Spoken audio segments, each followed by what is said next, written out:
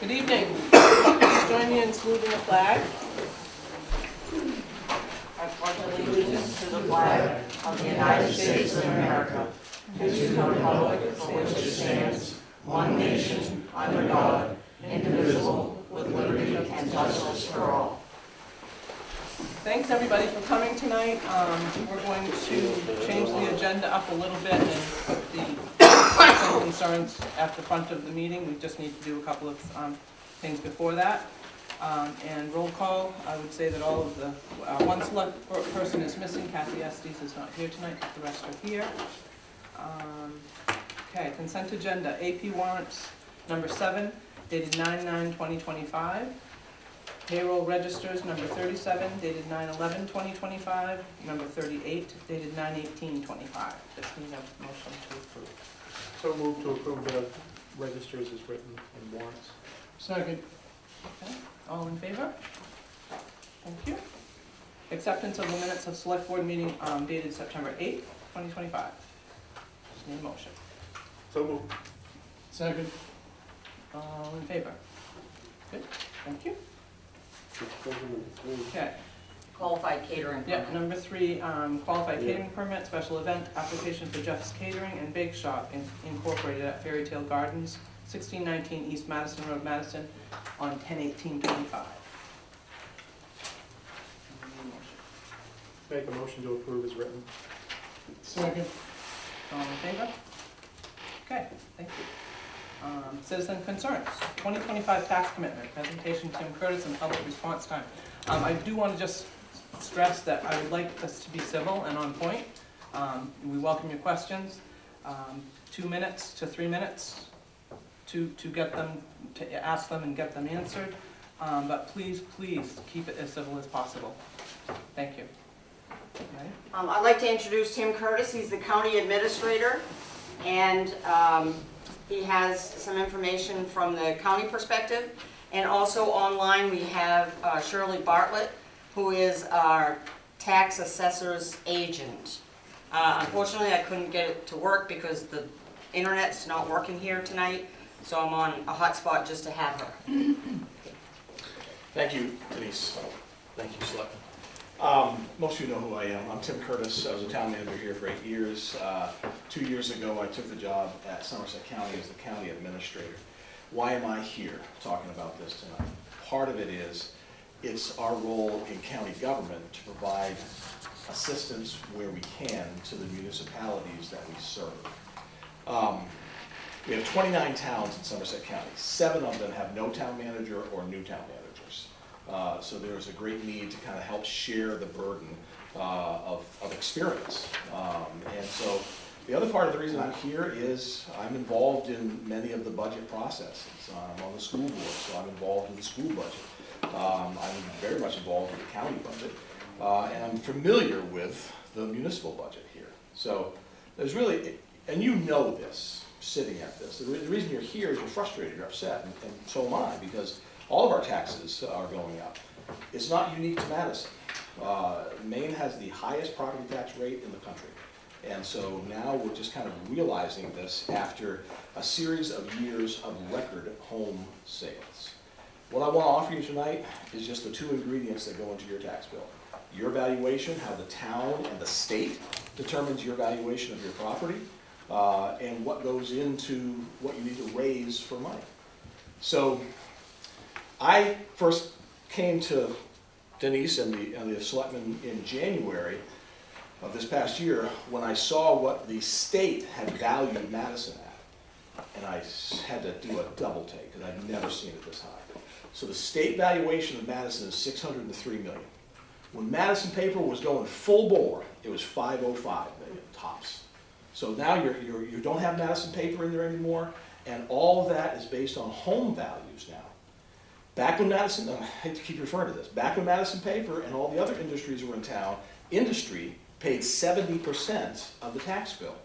Now, you as property owners pay 75%, me as property owners pay 75% of the tax bill.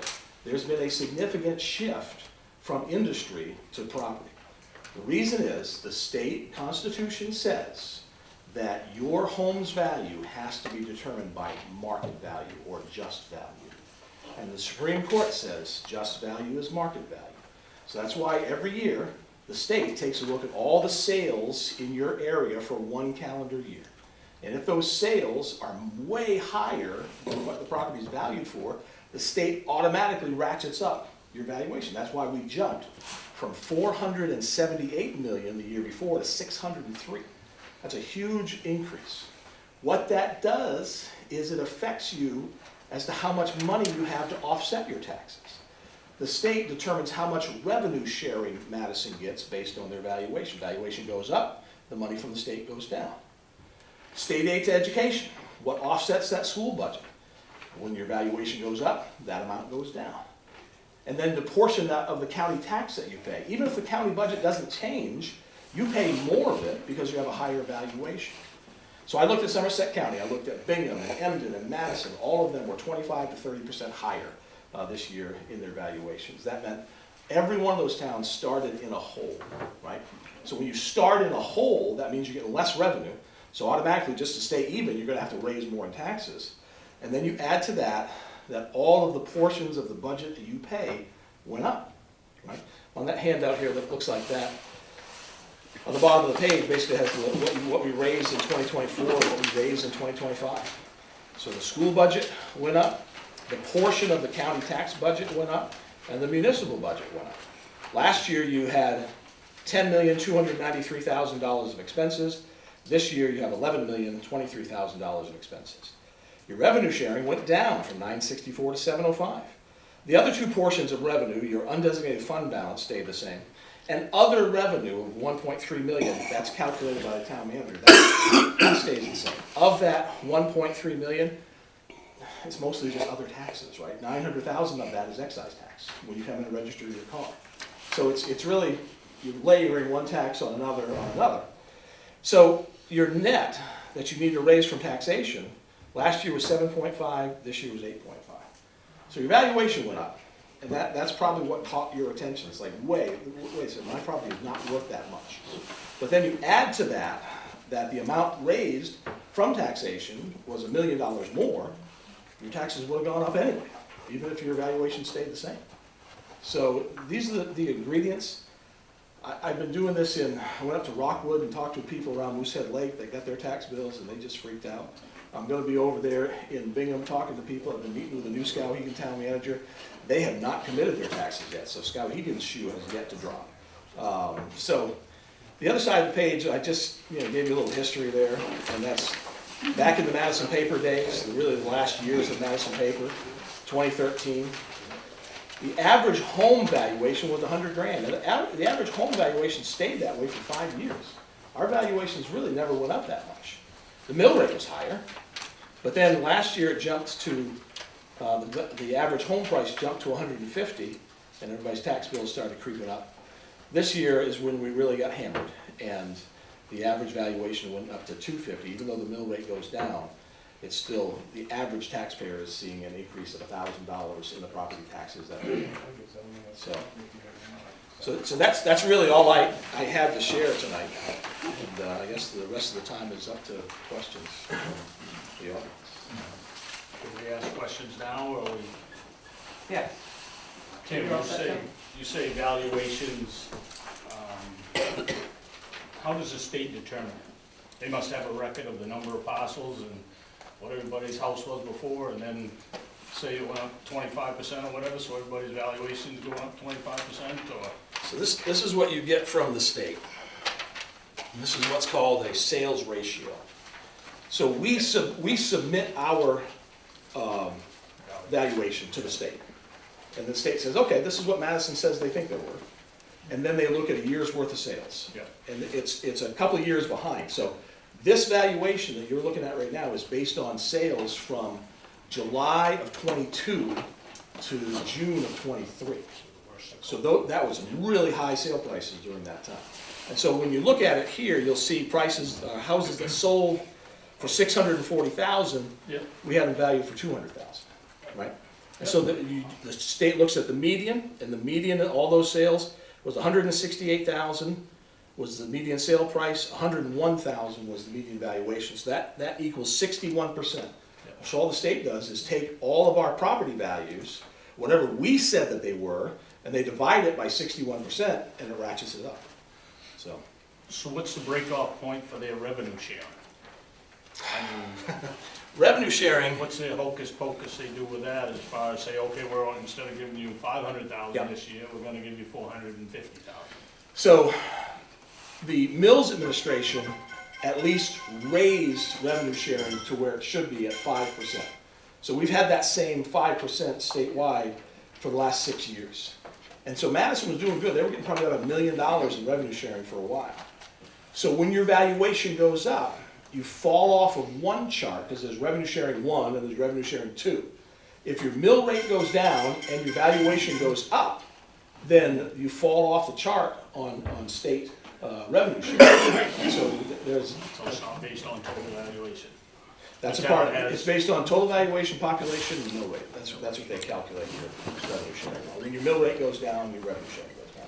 And that's important. But your experience as far as taxes, like mine went up 40%, 30% this year from last year, let's say. Yeah. But the amount we gotta raise by taxation is only about 14%. So what's the big discrepancy there? The amount we gotta raise, Yeah, so it's $1 million more, right? Yeah. And you figure out that'd be Yeah. about 14%. 14%. Yeah. So I'm not sure I what's mean, lakefront properties typically are worth more than residential in-town properties or whatever, but I looked at 3 different places, the lake, it doesn't look like they got hit as hard this year because it looks like they probably got hit hard previous. Right. But in town, the 5 or 6 properties I selected and the 5 or 6 properties I selected out in the country, similar to my house, it looks like they went up about, both of them went up about 30%.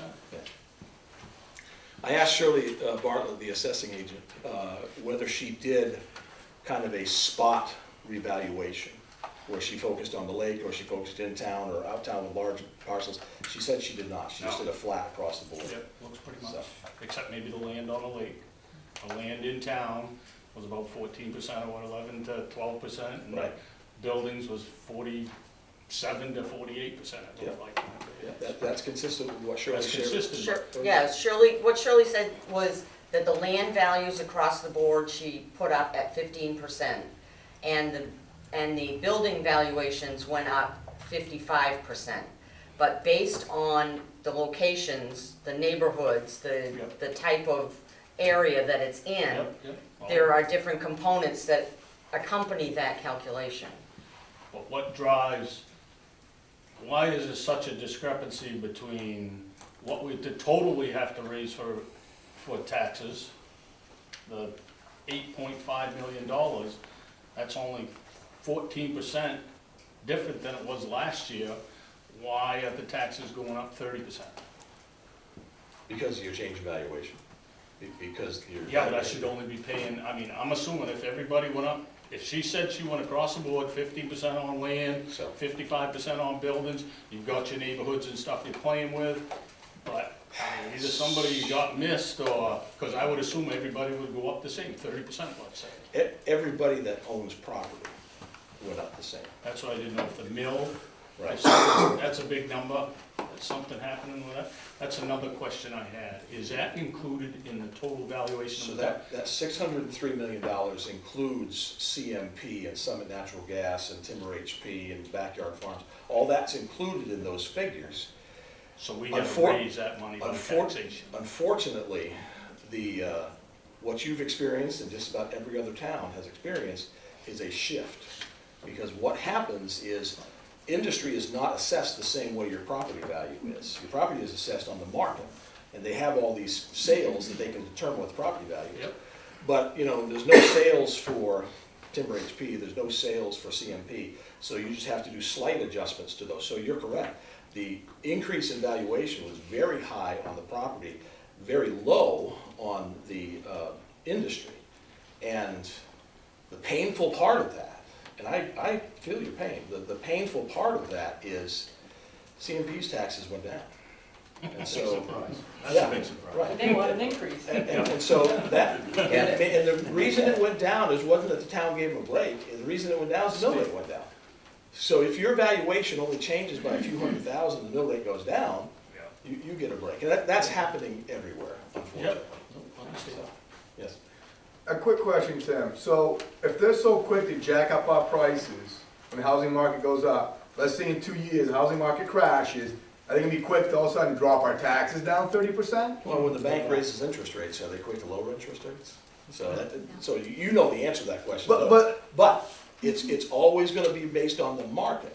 So if you start seeing, and we saw this back in 2010, if you start seeing properties either not sell or sell for much less than their value, then the state has to make that adjustment, which forces the town to make that adjustment. But again, it's a 3-year process. We're 2 years behind in that. So they're always going to be 2 years behind catching up. In 2010, we started to get phone calls from people around the lake. Because back in 2008, Bill Van Tyne had done a big reval or market adjustment and raised a lot of the values on the lake.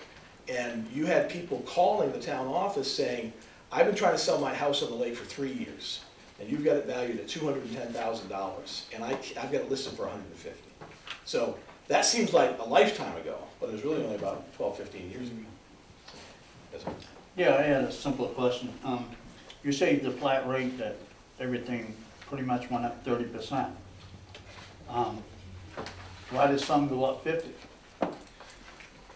I think we're talking about two different things when I say On taxes. the rate went up 30%. No, yeah, but I mean, based on taxes, you're paying 30% more now, this year, right?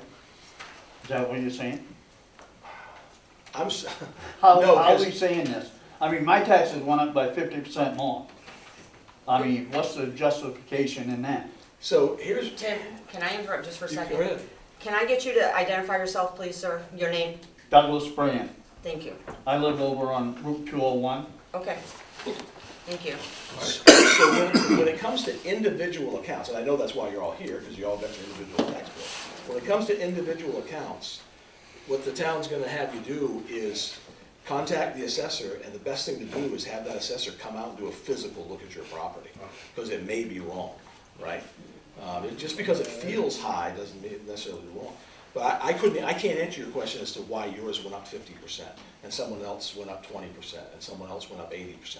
I don't know. We don't have the answers to that right now. Well, I'm just wondering how it's based at, you know, I mean, is it a flat rate where everybody's goes up 50%? Or is it 20% here, 30% there? How does they base that? The assessor tried to do a market adjustment where there was an adjustment made in the software system to increase, like Denise said, land values by 15% and property values by 45, 50%, or building values.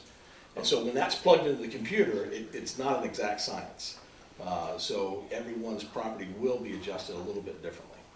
And again, it has to do with residential versus rural and the different areas like that. So if you would like to have an appointment with the assessor, we just call the town office and we will set you up with an appointment with the assessor so she can talk to you I directly. put my name down anyways at the town office today. You have already done that? Yes. Okay, Supposed to get in touch. But okay, I did that a couple of years ago and nobody ever got back to me, so I gave up on it. okay. Because I live out, you know, I don't get all the benefits in town, number one. Madison really doesn't do anything for me. They don't plow my roads, they don't do any, I don't have Madison Electric. I'm 6 miles away from the office, but I can't get on Madison Electric. I've tried several times. Unfortunately, I pay Central Maine Power, but yet I still pay for Madison Electric taxes. No. Madison Electric is not part of the tax bill. It doesn't include in any of the towns. The only thing that is referenced on the tax bill to Madison Electric is in the event that they go belly up on their debt, then the town would be responsible to cover that debt. Other than that, there is no portion of your tax bill that is going towards Madison Electric. Okay, that's a good thing to know. That was one question I had. But as part of that, let's say the town, does that enter into your valuation that the state, the big number? Madison Electric? Whatever the town owns for property, whatever Madison Electric owns for property, Yeah. does that come under your building and your? No, that's all exempt. So there's It's exempt, but is that included in the valuation? No, it's not included. So churches or whatever? That's they're not- correct. they're not They're not. included in the valuation? So when I called the town, because my taxes went up, my evaluation on my Name, building, please. Joe Horton, Thank you. went up 43%. I'm at $8,300 now. I asked her what she had me at square footage. She told me 1,260. I had her repeat that 3 times. She said she'd come back out and reevaluate it, but chances was it was going up again. You tax me at $8,300 on 1,260 square feet. That's what she claims. So, 43%. so again, all. But she these- said she'd do what she could do to try to get there this year. Yeah. And I'd say, I mean, the That's reason, that's the conversation. I wish I recorded it. the reason that we're here is that the power is in these folks over here. And they're the ones that we as taxpayers need to hold accountable.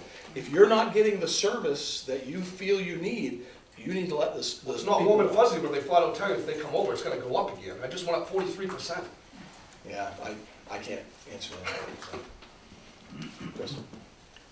Jay, I hope that you invite her out so our taxes go down and yours go up. We gotta raise it someplace. My question would be, is we knew these numbers in January Yeah. of 2025, is that correct? So we knew that you were gonna lose revenue sharing, and that you were gonna lose state aid education, and that your county tax bill was gonna go up. So this was the same time, Tim, that we were trying to buy Taylor's Drugstore for $600,000. Could you imagine what kind of trouble we would have been in now? Yeah, that's. And to make that a town office? We're talking about all these evaluations that go up. We had a big housing complex that just went in and gave the land for $1. Got his tax bill, it was over $50,000. Now he's paying $22,000. Not only that, that goes down, but then, a couple months ago, come to a town meeting, $100,000 out of TIF money were given for the second phase of this project. And we used TIF money to offset town budget for 20 years through Backyard Farms, correct? 20 years, we use it for road salt, actually, I think even part of it goes to town manager's salary. Yep. So we knew all these numbers since January 2025. I figured out the math here, the town budget alone went up $447,665.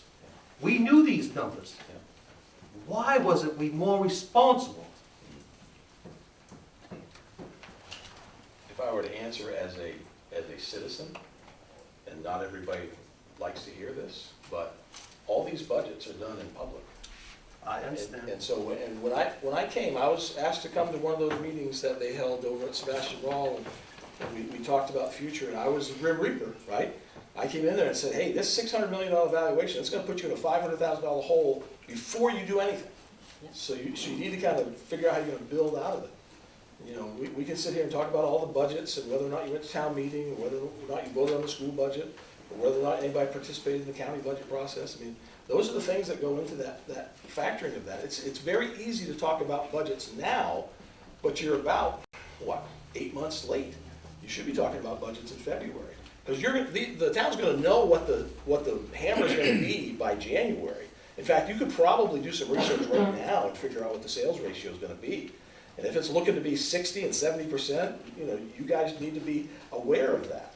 If it's gonna get better, hopefully it does, but, it's wishful thinking. And for your comment, Chris, this was brought to the attention of the select board and the advisory board when we were doing the budget, that we were gonna lose money on revenue sharing and that the valuation was gonna go up. So it's not only been known just to the town manager and the select board, it's been made public. So my question is this too, is the school always takes about 68 to 70% of the budget. It's always been that way, as long as I can remember, 20 years or whatever, right? It's been that consistent. I looked at my tax bill, it's 63%. So 5% of the whole budget, which is bigger now, because we always put, what, $1 million extra into this budget, roughly? Even more than that, probably maybe 2 million, I don't know, and it's crazy. And all of a sudden now, 5% of that big budget, where's it going? Town, county, not going to school. School up 100K. So where's all this money going? If it's going to a general fund, that general fund needs to get kicked back to us taxpayers. That's what I say. It's not going to the general fund. It is going, the school budget went up $160,000, about $160,000. The county went up $115,000. Yeah, the town went up because there was a building engineering study of what buildings need to have maintenance and repairs done to them that have been neglected for many years. So that is where there's $100,000 set aside for building maintenance fund. There's $100,000 set aside for a fire truck. There's $170,000 set aside for a new highway equipment. These are the things that add up in the capital budget that bring that budget up over where it was last year. So to your point, Brandon, the school budget, the overall budget went up $360,000. That was the overall budget. And then there's a portion that goes to the town. And that portion that went to the town was up $169,000. The main reason the school budget went up is because the state passed a law that said you're gonna raise the pay that you pay ed techs. And so ed techs now get 125% of minimum wage. So if we had ed techs starting at $15 an hour, automatically now they start at $18 an hour, and that trickles all the way up. So that cost the school district about $300,000. The state kicked in a little money one time. The state's not gonna keep paying for this law that they made. They kicked it in one time, and we're able to offset a little bit of that. That's why the money only went up. So here's the better news, right? That extra money for ed techs, we're not gonna get it from the state this coming year. We still got the ed techs, we're still paying them, so that part of the budget's gonna go up, right? That $600 million, our valuation, that rolls into our ED 279, which determines how much money we get from the state for schools, and that means that number's gonna go down. So the school budget's gonna be tight this year because we're gonna lose funding that offsets it, and if we lose that funding that offsets it, it comes back to you. You know, be involved, watch the videos, go to meetings, ask questions. So, just don't wait to ask them now, ask them in February. I got another question too. Since we vote on the school budget in June, correct?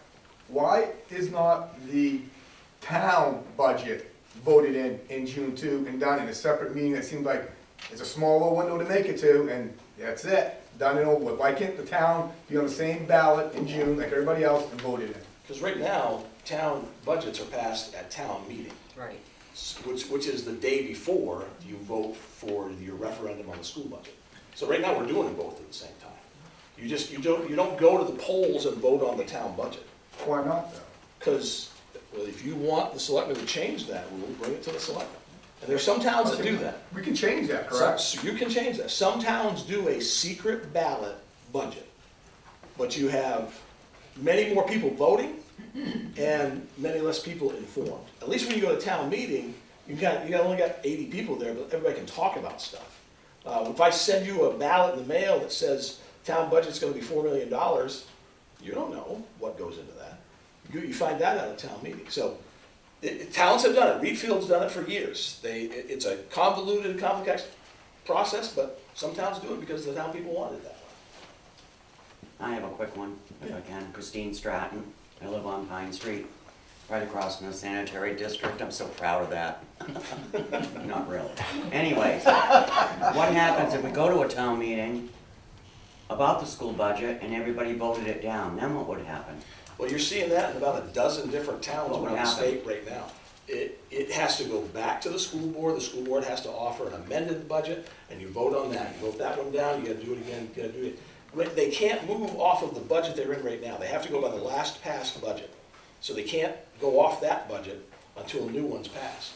And there's probably a half a dozen towns in the state that still haven't passed a school budget for this year, because of exactly what you're talking about. Well, I have another question. My land value is at $17,500. That's for 1/10 of an acre. Now times that by 10. Is that what my land value would be worth? If you had a full acre, Yeah, would your land value be $170,000? Right. Is that what you're asking? yeah. No, because it's not calculated.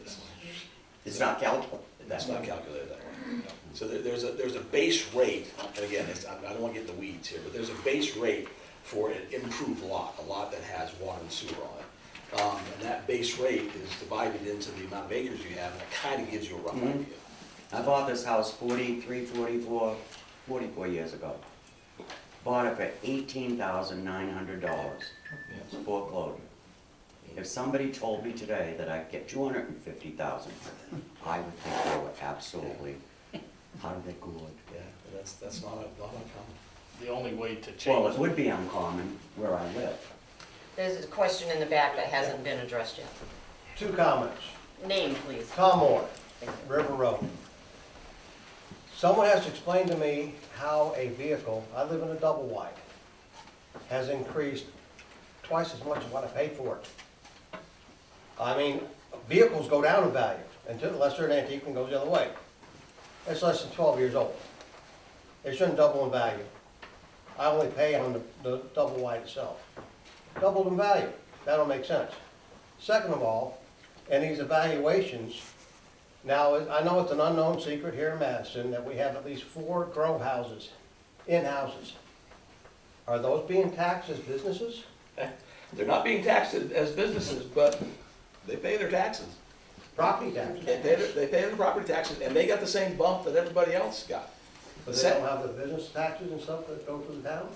Not for a business like that, no. So, But yet the marijuana sellers, the retailers in town, have to pay licensing and stuff like that? to the state, not to the town, but to Oh, the they don't state. pay nothing to town? Well, Do they pay licensing to the They town? will be paying, yes. Yeah, I think That's, there's that's under But the that- but ordinance that's that the recently passed. retailers. What about these grow houses that are around? So if those grow Don't houses, anybody say we don't have any. No, I'm not saying we don't have any. What I'm saying is, they're not licensed by the town. Those are only licensed by the state, if they're licensed at all. if they're they're legal. licensed at If they're all. licensed at all, they can go through the Office of Cannabis Policy and get a license for that. And I understand what you're saying about the vehicle, that being a double wide, but the state refers to that as a dwelling. So that's why it's taxed that way. So, A couple comments, I guess. One is a question. Backyard Farms TIF, when is it up? So the TIF district that was created for Backyard Farms was created in 2006 as a 30-year TIF district. So that TIF will extend till 2036. Inside that TIF is the deal, right? The credit enhancement agreement, where Backyard Farms pays their taxes, and then the town writes them a check back for 70% of their taxes. That's the deal that they made for 20 years. And this is the last year of that deal. So if Backyard Farms wants to continue that deal, they've got to come to the selectmen between 25 and 26 to say, we'd like to extend that, and then that's up to the selectmen if they want to extend that. If they don't extend it, what does that do to our valuation as a town? So that valuation is still going to be sheltered until 2036. Okay. So that won't show up for another 10 years. And right now, we estimate Backyard Farms to be about $50 million, the valuation. So if that valuation were to come out from underneath the TIF right now, that would raise the valuation to $50 million. However, most businesses that are under a TIF, they don't care what their valuation is because they're getting a good portion of their taxes back with the credit enhancement. If that district goes away, they would come to the town and say, we're not worth $50 million anymore. Basically the Madison paper story, right? We're only worth $20 million, and then you have that fight. How much money is being taken out of that TIF to offset the town budget currently? I don't think you've changed it since I was It's here. There you $120,000 go. is what was approved at town meeting. That's taken from the TIF to cover town expenses. Yeah. That includes some in the highway, some in the administration, some in the water and waste management. So, we already know moving forward, next year's budget, we gotta put in $120,000 to offset what we're taking out of that TIF, correct? Right, if you want to maintain it, right, you're right. If the credit enhancement agreement goes through again. So if they don't do the credit enhancement agreement, then the town gets all the taxes. Right. Okay. And so the town would have a little extra money to work with in the TIF fund. But that, again, that's up to the selectmen to decide what to negotiate. And let me just say this, I hate to be a Debbie Downer, but if Backyard Farms, that's all I do, right? If Backyard Farms doesn't come to the table, Just rip off the Band-Aid. if Backyard Farms doesn't come to the table, that's a warning sign that they're packing up and heading out. So that, you gotta face that realistically. And that would be the worst case scenario, because then you just got an empty shell of a building that's not worth $5 million. And just one comment, I guess I'm asking the selectmen to answer this, and maybe they can't do this, but people got their tax bill late this year. Yeah. People on fixed incomes, they can't afford the increase that happened this year. And you're asking for 3 weeks to come up with anywhere from $700 to $1,200 in less than 3 weeks on a fixed income. I'd like to know what your plan is to extend that grace period to at least the end of October with no penalty or interest for people to pay this. Can we do that? I don't have an answer for you, Chris. I will look into that and find out. I don't think we can extend the grace period. I believe the vote at the town meeting is to say 30 days past the date of commitment or September 15th, whichever is later. The commitment was actually August 25th, and it was extended like 5 days because the bills went out a week late. So we put it to September 30th to give that 5-day grace period already. So I don't believe that we have the authority, the select board or the town manager or the tax collector has the authority to extend that interest-free. How fast can you have a special town meeting to change that for people? Not before September 30th. So don't forget that at that same town meeting, you approve a tax club that anybody in good standing can apply for. Tim, they were thinking that their tax was gonna be $1,000, not $2,000. Right, but I was in the town office today, I talked to Julie Rich, I said, how many people signed up for the tax club? Because when I was there, we'd have 100, 110 people sign up for the tax club, where there's no interest, and you just pay 10 payments. So if the tax bill's $2,000, they come in and pay $200, and do that over a period of 10 months. And Julie said, she looked at this, 53 people. Something's wrong, if everybody's taxes are up, only 53 people sign up for the tax club, maybe they don't know about it. So everybody here, let people know when they're saying, I can't afford this, go see the town. That's what the selectmen can extend that a little bit. Yes. You know, there's always deadlines and stuff like that, but, you know, that is one way that the selectmen can make it easier on those folks. Doug Brand again, couple of questions. One is, when did the town know that the taxes of people's properties were gonna go up so significant all at once? And, well, into that one first. August 25th, So, When we You knew committed it the taxes. August 25th. when we committed the taxes. so that's when they know the exact number. And the assessing agent and the selectmen assessors, they get together and they determine a mill rate and they basically set that information. Now, I'll push back here a little bit, and I don't mean to throw everybody under the bus, but it's kind of back to Chris's point. You knew it was coming. You knew you were gonna lose some revenue, you knew that you raised your town budget by $400,000 or $500,000. You knew there was gonna be a difference. How we communicate that to everybody, we're never gonna get it out to everybody. No. We don't wanna put a big message up there, hey, your taxes are going up. Well, you know, it's like everything else. Everything goes up. And Right. you figure taxes are gonna go up. But you don't figure like you're gonna go up 50%. Right. You don't, when you're on a fixed income, say Social Security, or maybe even a small 401k, whatever, Social Security goes up 2.5%. Your property tax goes up 50%. Right. Now, there's a big loss there. Yeah. And where do these people come up with like $700 to $1,000 in a 2-week span, 3-week span, Right. by being notified all of a sudden with a big bill? So- You know, these people have to either give up something else, You're or, right. I mean, you just can't find the money, it's not there. Included in the tax bills is a statement that says there's a tax club. And to sign up, and the deadline for signing up for that, on that The particular. tax club being, The tax club being the ability to make 10 payments without interest to cover your taxes. And if that's something that you're interested in, the select board can have, you know, some authority. I've to- already paid my taxes, but I mean, with regret. Right, But I mean, understand. My point is, all these people that don't have that money, even myself taking that money out of my savings that I figured I had, I no longer have. So what am I gonna give up? I mean, I'm giving up all the time here, and so on everybody here.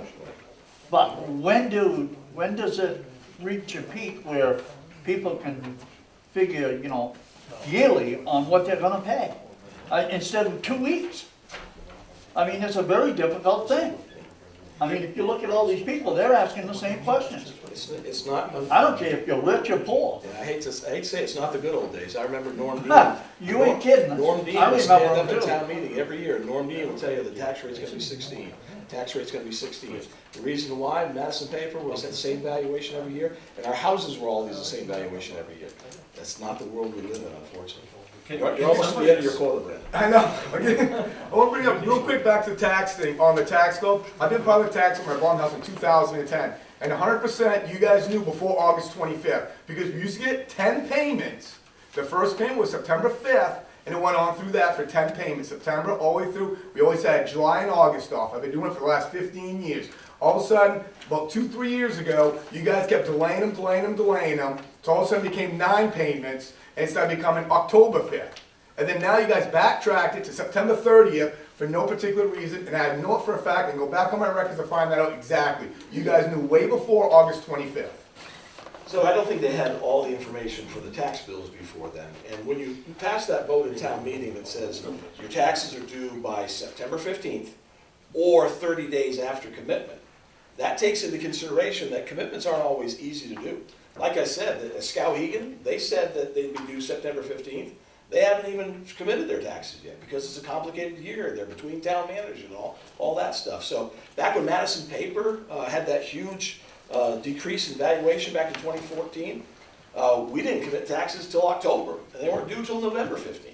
So it's fluid depending on how complicated the tax commitment is. So I guess my question is, why do you want me to go from 10 payments down to 9 payments, and all of a sudden squeeze them in real tight?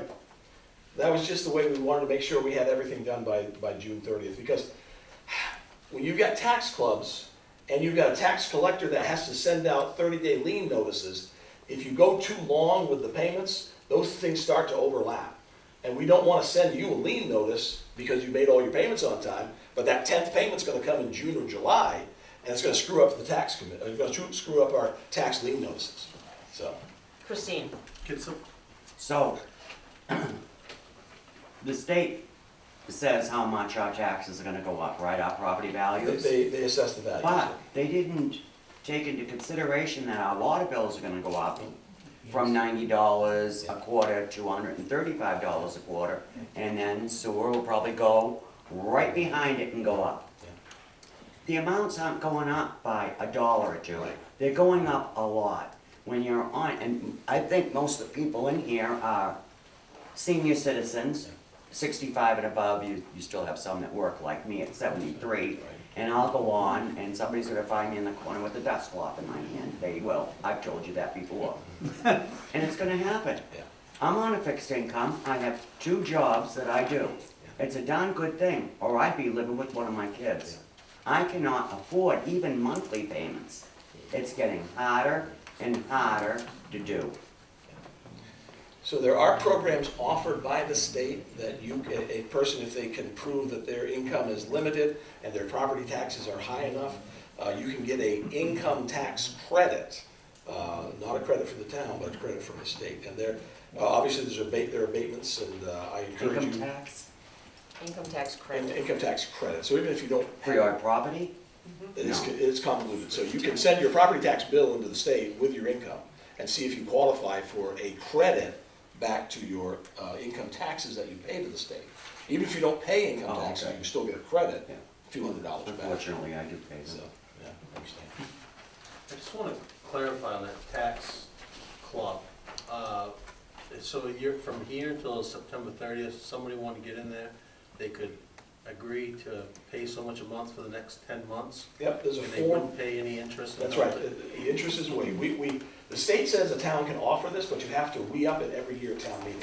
So every year, it's that wicked long paragraph that Ernie has to read at town meeting that talks about the tax club. And so you can go see Julie at the town office, you can go on the website and print it off. There's the forms right there, it's a one-page form. Just gets your contact information, your map and lot, and then Julie divides your payments and sends you a little payment book. Yeah, that was shut off on Friday, because I just missed it on But Friday. what All I'm right, saying but is I that's think what they we're can gonna be- talk about tonight, Okay. about the ability for the Yeah. select board to extend that deadline. Brookfield Hydro, when was the last time those dams were evaluated? Eagle Creek, Eagle Creek. yeah. Eagle Creek was evaluated this year, wasn't it, Shirley? We just did that a few weeks ago. You're on mute. Yes, it was redone this year. Go up or down? Went up. They're asking, did it go up or down?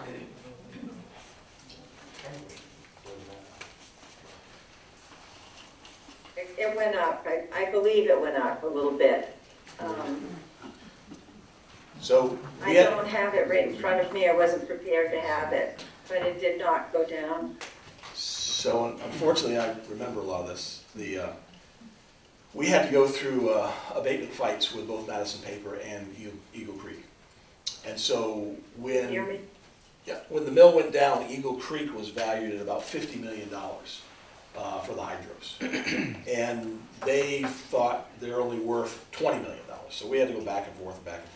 So again, we just pay our portion. Anson pays like 20% of it, or Anson gets 20% of the valuation, we get about 80% of the valuation. So back and forth with Eagle Creek, we reached a settlement where for 4 years, their valuation would be like 34 million, 32 million, 30 million, 28 million. And so that 4 years ended this year. So when they say they renegotiated, they did another 2 or 3 years, I think, and they moved it back up to 31 million. So it did go up a little bit. It's, you know, There's an increase in every consecutive year for, I think, 4 years. 4-year agreement. Yeah. because 4 years ago, they were arguing that energy prices were gonna go down. And so we said that they didn't, and so the valuation went up a little bit. So But because the mill rate went down, the taxes for that went down also.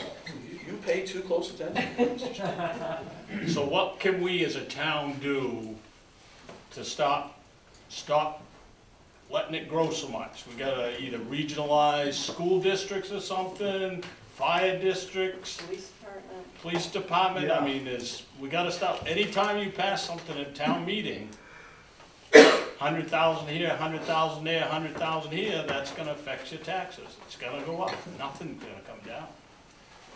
How?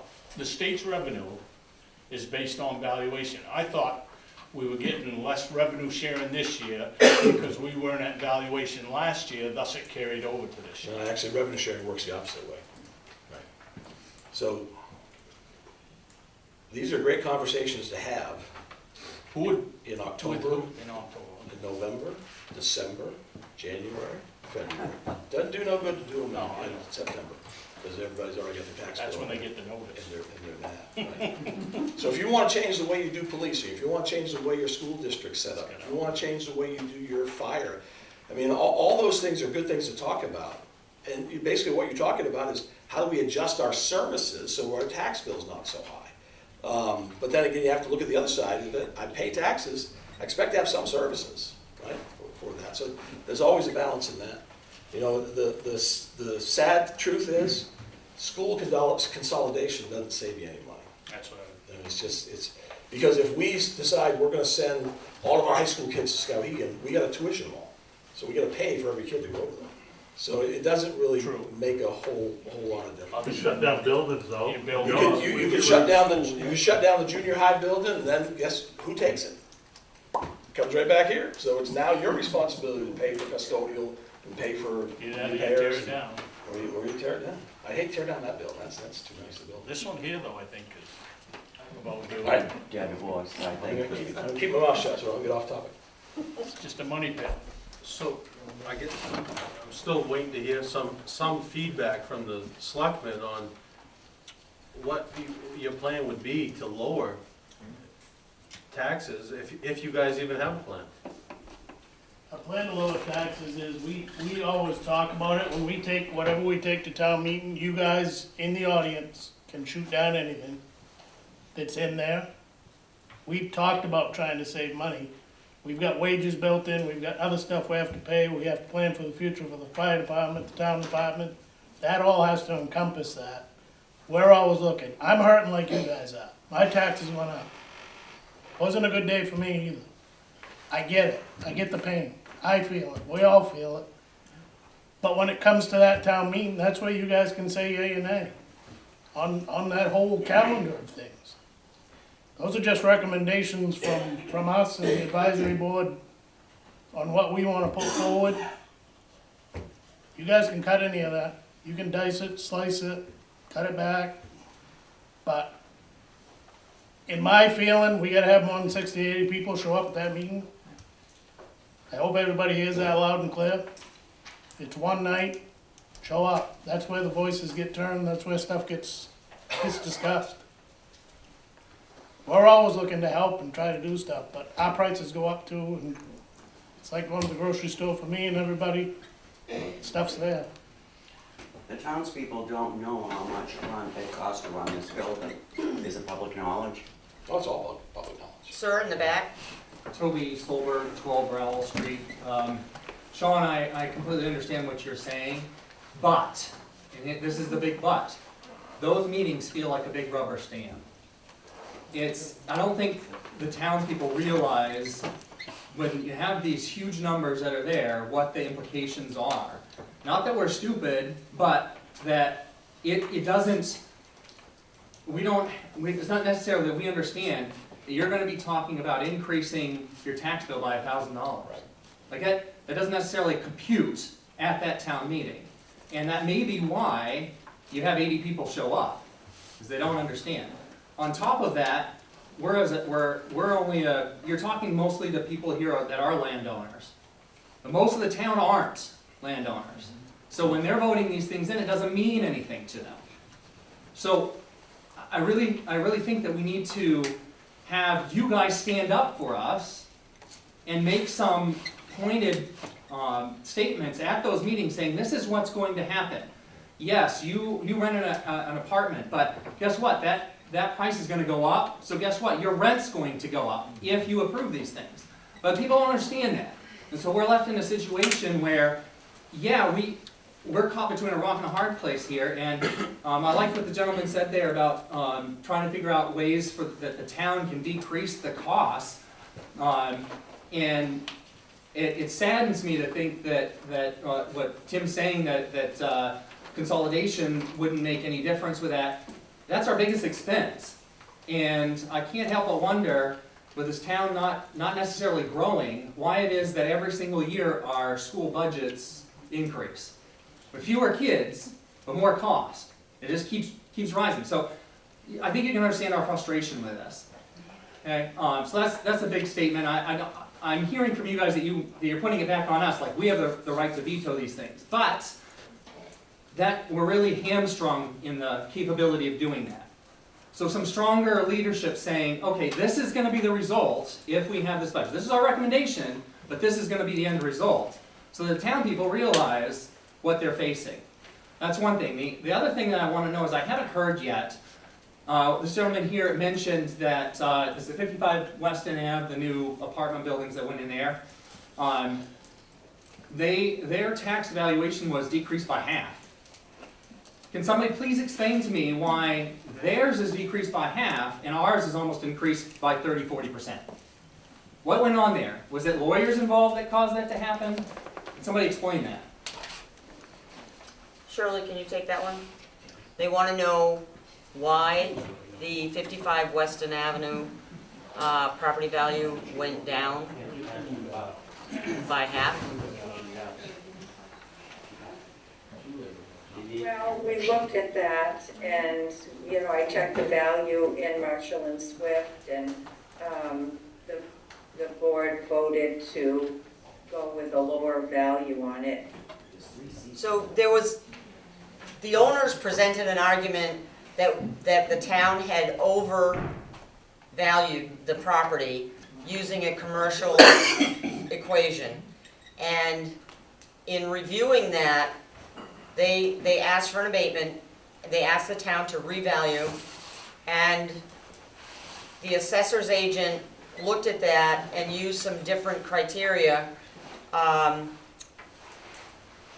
to identify where the discrepancy was between what the owners thought that the property was worth and what the town had assessed it as. And, excuse, just a minute, sir. Can you elaborate on that, Shirley? Well, probably not really any more than you have. I assessed it the first time using our system, that we use for everyone else.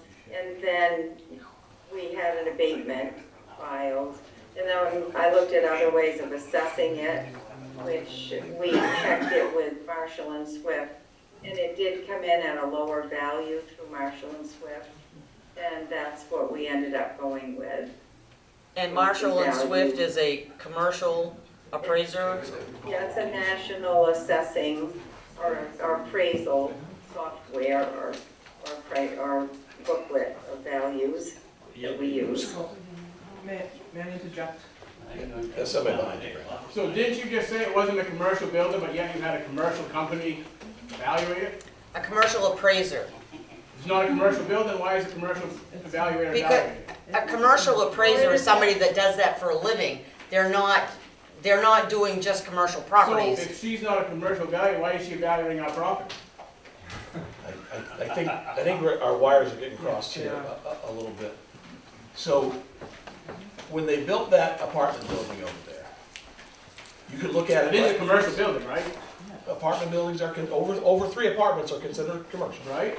So why didn't it come in as a commercial evaluation? So my understanding is it did, but when you do a commercial evaluation, you gotta take in market, income, and cost. That's what we do in Madison Paper, right? Madison Paper asked for a reduction because the price of paper was going down, their income was going down. The guys that owned 55 Weston Avenue came in and said, hey, wait a second.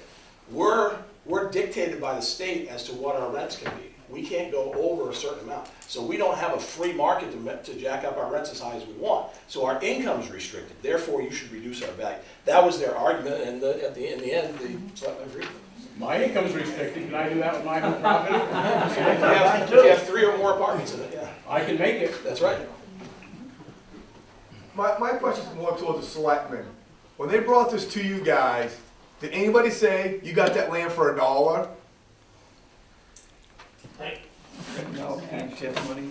TIF money, everything, I mean, was any of that brought up? Everyone knows that they got the land for $1. They were coming in here to invest $3 million into the town of Madison to build apartment buildings for housing. We made the deal with them. Other people had the opportunity, hold on. Other people had the opportunity to buy that land or make a deal with us as well. But, some tried, but they couldn't come up with what they needed to do to build the buildings. These people were investing $3 million in the town of Madison.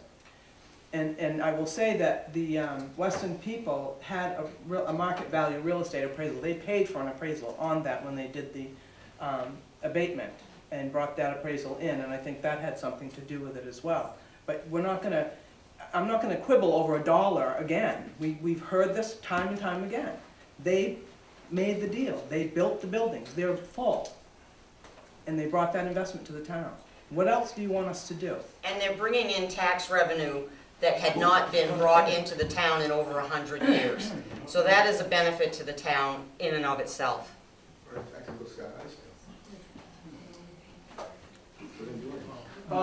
Tim, how much of abatement did they get? I can only guess that you can see that in the commitment book. I think the original value was over $3 million, and they got about a $51.5 million abatement. So they cut their bill or cut their value. And that's higher than their appraisal. Yeah. So we might have been high out the gate, and they negotiated us down. So that's the only way we could get everybody on the same plane and on the same field, is do a reval of the town. Yep. That would say, okay, my house is this, it's got hardwood floors, it's got, you know, all the amenities. Somebody else has just sheet rock and, you know, poor construction or whatever. Thus, their properties are maybe both in the country, but they'll come down, theirs may be lower in value, mine may be higher in value. But the cost to do a reval, you're looking at probably $300,000 to $500,000. So you take that $300,000 or $500,000, you throw it into the budget next year, you're already at half what additional we had to raise this year, so your taxes are gonna go up another $500 a month. And not to mention, Scott, that reval, as we talked about the other day, is 3 years out. That we can't even find anyone to do them at this point, and we're way behind with that.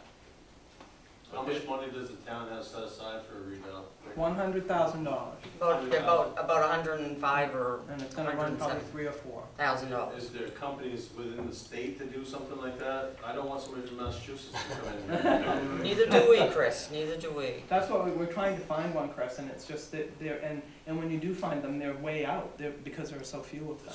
And every town is in the same boat. We did get an answer recently that somebody wasn't even interested. Yeah, they we turned put us an RFP out, and we got one response, and it was, thanks, but no thanks, we don't want it, we're not gonna do it. How much did taxes go up this year? No, I don't want So are we looking at taxes going up every year? Or is this a one-time jump up, you know, over the roof raise, or what is it? I mean, All depends how much you borrow at town meeting, That's up, how much you authorize at town meeting. that's right, that's up to what you pass for budgets. And if the state decides they don't wanna revalue an X number of dollars and wanna give you less, get less from them. It's a sinking feeling. Any other questions out there? Yes, sir. Oh, I'm sorry. Wait, in the back, I'm sorry, he has his hand up Toby first. again. In the back. So you keep saying that we should know this stuff in advance in February or January or whatever. Could I ask that the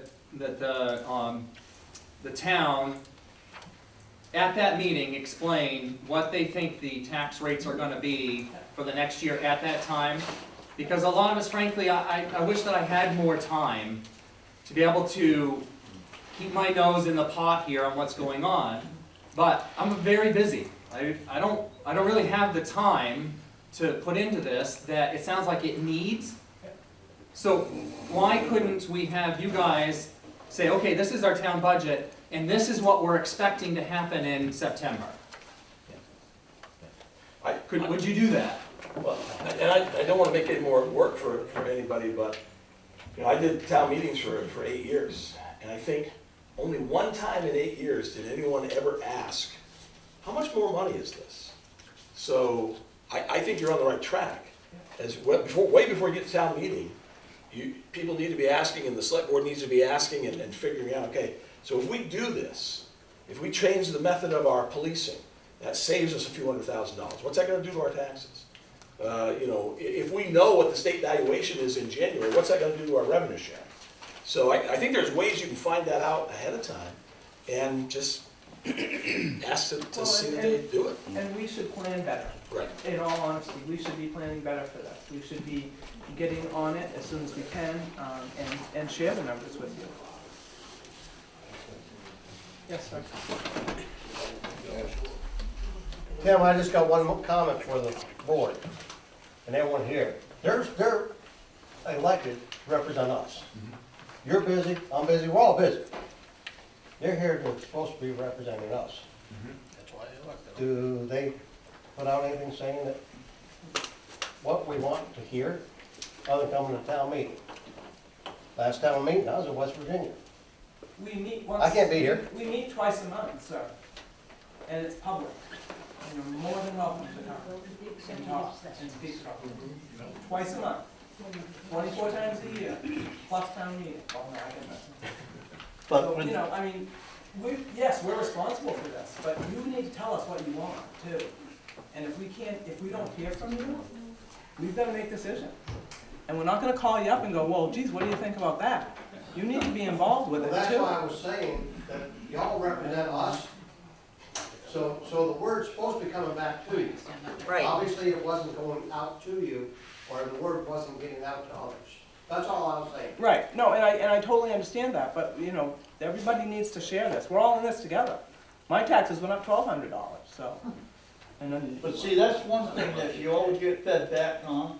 Like if you ask a question like I did at the town office, and the first thing they say to you, well, my taxes went up too. Well, I'm Like, sorry, I yeah, probably shouldn't have said and that. I understand that, everybody's did. Mhm. But the answer I was not looking for was, well, I had paid taxes too, so you Right, no, I gotta live totally with it. understand that. Well, I mean, you still ask questions, who do you ask, you know? Yeah. I can't come to you every day and say, well, so what's happening today? I'll give you my phone number, you want to give me a phone? No, I got your name already. There you go. And you'll be seeing a lot more, all of you will. But my question would be, the budget is only once a year, right? So the town meeting budget is set once a year with all the people. Well, unfortunately, in the past, I had my own business and I can't just leave either. I mean, I need to keep working to pay my bills like taxes, you know? So is there a way we can, I mean, is the town meeting thing the same every year? Is it the same day? Yeah, Second Monday in June. Second Monday in June, every year? every year. I never It's knew in the that. evening, it's in the evening. I've lived here 37 years in the town of Madison, right where I am. My address has changed 5 times. My taxes go up every year, but this is the biggest jump I've seen. And honestly, and this is what I say, and this is one clerk said to me in a rebuttal, that I don't receive any benefits really from Madison because I live on Route 201. The state plows Route 201. So therefore, I mean, anything that everybody in town gets or near town, you know, I'm 6 miles from Madison Electric and I can't get on that, and I've tried at least once every 5 years. And I just get blown away. So, yeah, I don't come to town meetings, I'll be honest, because I've come to a few way back and every time I said something, I got shot back. So I'm like, what the hell? There's no sense in saying anything. So now you're saying, come to me and talk to me and all this. But, and I'm glad you represent us, and I understand that. However, you know, like several other gentlemen said, it's hard for us to be there because we're running our businesses or doing our thing. And now I'm retired, so I'm gonna come. I'm gonna be a shadow. There you go. I can tell you right now, I'm gonna learn a lot of crap. I just want to make a statement to all the selectmen on the board, and including our town manager too. This right here represents people that are very upset about taxes being up. When you guys make a vote on something that costs money, please take all these people, our landowners, into consideration, thinking it's gonna hit them again and again and again, and start saying no to stuff. That's what needs to happen. Yep. Yeah, but they don't have the power to do that. The selectmen, they can say no to it. The No, I'm not budget- gonna do The this. public is the one that votes it in. Right, so I encourage you all to participate in the budget process, which is in late February, early March. It goes before the Budget Advisory Board with the Select Board to come up with a budget that is gonna be presented to the town voters at town meeting. So those meetings are also televised on the local access channel and YouTube.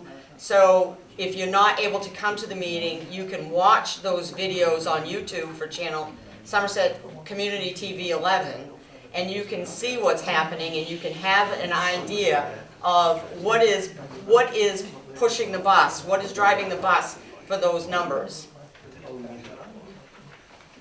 I have Spectrum, is that channel 11 on Spectrum?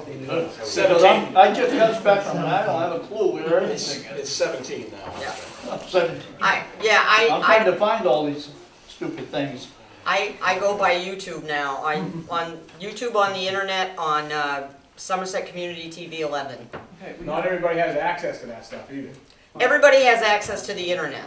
No, if they're home, if they don't have anything home, they don't. They gotta travel somewhere to go get it. Do you have a smartphone? Some people don't. Okay, could we move on, please? There's a public Yes, sir, library. in the back.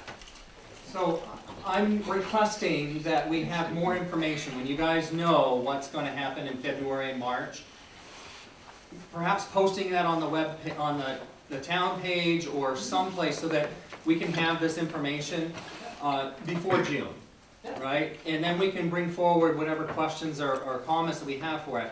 I want to say that maybe I'm hopefully speaking for most of us here. What we want is not for our taxes not to increase. So if the town can figure out ways to draw in revenue other than increasing our taxes, that's what we all want. Like, so you're asking, well, what do you guys want? It's very clear to me that our taxes are as high as they are in anywhere in the country, according to Tim. How are other states doing it? Why is it that we are incompetent at being able to do this, like other states? Like, okay, maybe we're one of the smaller states, population-wise. I really don't know, but you know, the comment that you also made was coming to these meetings twice a month. If I could do that, I'd be running for the town board. Like, I can't do it, right? I'm a husband, I'm a father, I've got work that's very busy, and I can tell you that in my work, without good communication, it all falls apart. And that's what I'm seeing here today for me, is that we don't have good enough communication between the people in the town, because frankly, Tim, I didn't know anything about this, that this stuff would be, the important time to go over this stuff is in February and March. Like, how would I know that? I'm not a businessman, I'm in a town, and this is the first time hearing of it. Like, okay, we can't do anything until in June except for vote no to it, but we haven't solved the problem. We're just saying no, right? Like, give us some information and let the town know, and the people in the town know what the consequences are in February, so that we can come back and say, okay, this is not okay, we need to fix this. We'll certainly share that information once we have it. I'm sorry. Just remember, that process starts in February, it builds over a couple of months. Then we meet, we get stuff from the town manager, from all the different department heads that are built into that budget, so it's a process that takes us, I don't know, what's it take us, 3 to 4 months anyway. Yeah, so it slowly builds. Before we're ready. But that's all, it's all gonna be on TV, and, I mean, if you guys can get on YouTube, watch any of that, ask questions. Tris? Denise, do you still collect emails so that you can send out notices to people? Do they still do that at town? Yes. So you could collect his email and you could send him notices? Yep. So you can do that with anybody. Anybody. So if I gave you my email, you would Yep. You would certainly notify us when a town meeting's coming, or... Absolutely. Oh, I'd love that. And I have a computer. So just to comment on that, I've been getting those emails. Thank you. It does tell you what the plan is for those meetings. The agenda, yeah. The agenda, thank you. It does tell the agenda, and it does give you the minutes. But reading through it, sometimes it's Greek to me. Like, sometimes I don't understand exactly what you guys are going through. There's a lot of this stuff that I have to learn, you know, the procedures and the like there. What I'm asking for is that when something's big like this, have it posted somewhere, whether that's, you know, a newsletter that sends out to the town, whether that's on the webpage or something, so that it's a little more concise and makes a little bit more sense to those of us that aren't, again, businessmen. Okay, we'll do the best we can. There's also Text My Gov, and some of you may already be receiving text messages of notices of meetings, planning board, select board meetings. So if you want to be included on that list, go to the town website. There's a link right on the front of the town website that you can add your cell phone number to be included on that text list. Speaking of that tax thing, where on the agenda are you guys gonna be talking about that? I don't see it. What tax thing? Tax club. Tax club, to extend it for people to go on that. Sir, this is yours. Oh, I'm sorry. That's okay. I'll give you everything. I thought that was for another meeting. Was that for this meeting? I would say that, Yeah, it's just. yeah. It's not on this agenda, Chris, because it was not brought before today. It wasn't brought to our attention that it needed to be extended. So it's something that's gonna come up or it actually came up under citizens' concerns. So because citizens' concerns tonight were handled before the regular business of the agenda, I think the select board chair has the authority to add that item to make that decision if she wants to. Well, before everybody clears it out here, I'd like the board to make a decision so people can get the word out that they can sign up for this. Regarding the tax club, Yes. do you guys wanna vote for that right now? Do we need to vote, or? Yeah. Yes, I think you do, yeah. I'll make a motion to extend the,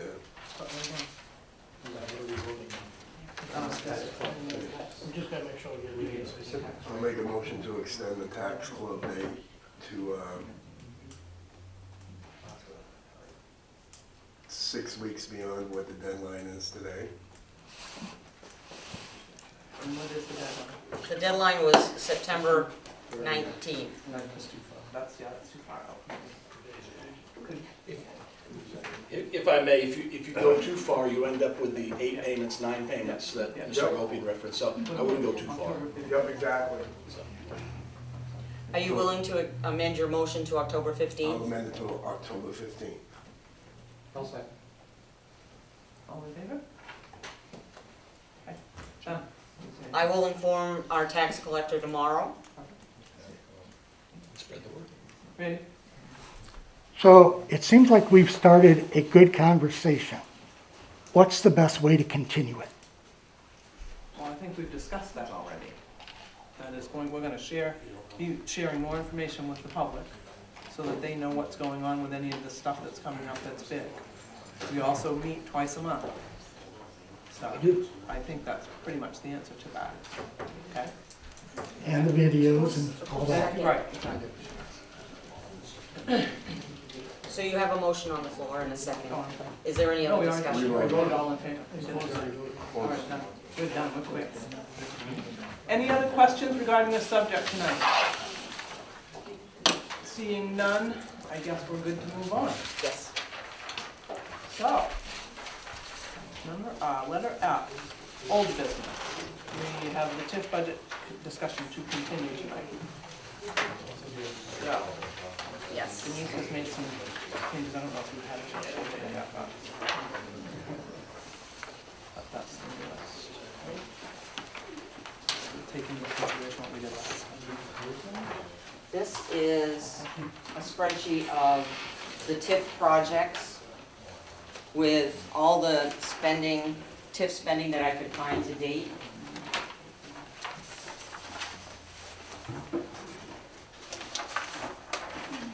And it continues on the back side.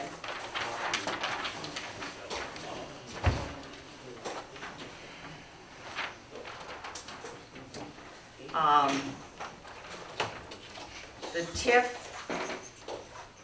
project list has, I think it was 21.6 million in total for projects. 21.6 million. Yep. And so Cheyenne and I have gone back through the minutes and the budgets and as far back as we could to kind of accumulate the information as to what has been spent to date on the TIF under the different various projects. And as I understand it, the project column, right under where it says for November 13, the 2.5 million, 1,100,000, that column is the approved project amount and list that DECD at the state level said was recommended for the town. And this was done, I think, 2013.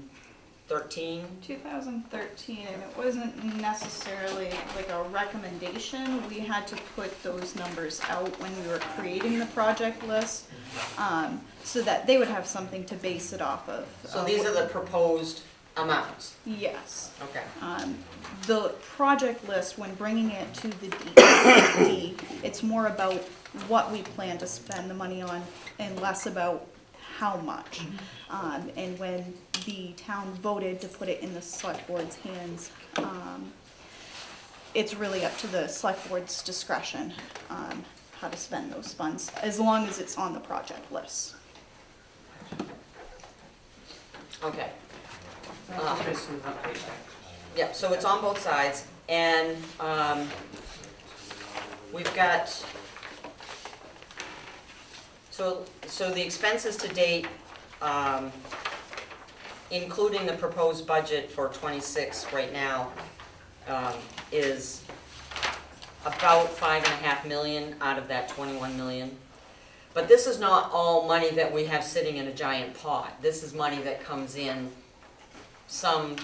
maybe $500,000 every year over the life of the TIF, 20 to 30 years. So, based on our last discussion, I adjusted the numbers. This is the latest version. That's the latest version. You got anything to hand out, Randy? I might have a couple extra copies, I don't know. You're gonna have to share. Huh? You wanna repeat that? I didn't hear it either. She's never prepared, is that not? Is that comment, was that comment? I think she's prepared enough, yeah. I'm not particularly fond of that comment. No, Who said that? I did. Let's not get nasty here, okay? Remember earlier when I said let's be civil, let's try it. Don't be accusing people of not being prepared. We come to these meetings every month. We go, she's never prepared. That's enough, sir. That's enough. Go ahead, Dean. Based on our last discussion 2 weeks ago, Maybe you should leave. I adjusted some of these numbers based on the changes that we discussed. And I made a suggestion on the fireworks. The chief was suggesting that we cut out one of the fireworks. And I make a suggestion that rather than cutting it out, that we split that cost with Anson. And if we present that to them now, then they have time to put it into their budget. And that would drop that down by 4,000 and change. We're the only town that does any fireworks in the holiday season. And the fireworks are also a considerable part of our Madison Anson Day celebration as well. So I hate to see them go away altogether.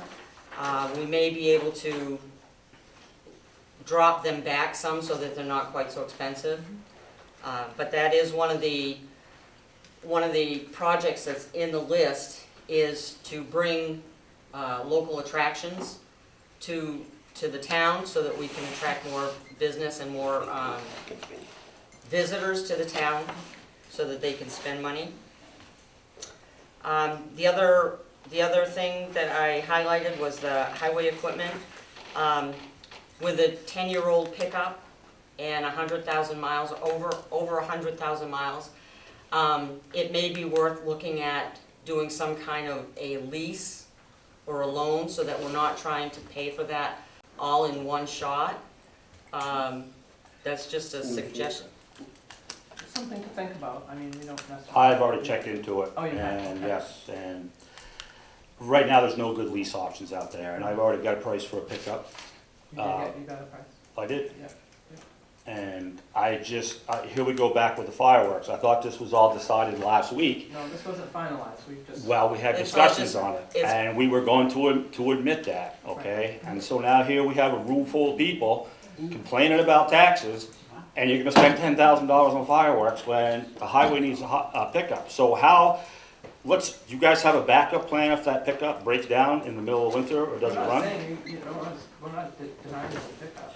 Well, my point is, some of this is Just just looking more for waste another that way could be to- put somewhere else. Right, right. And I totally get what you're saying.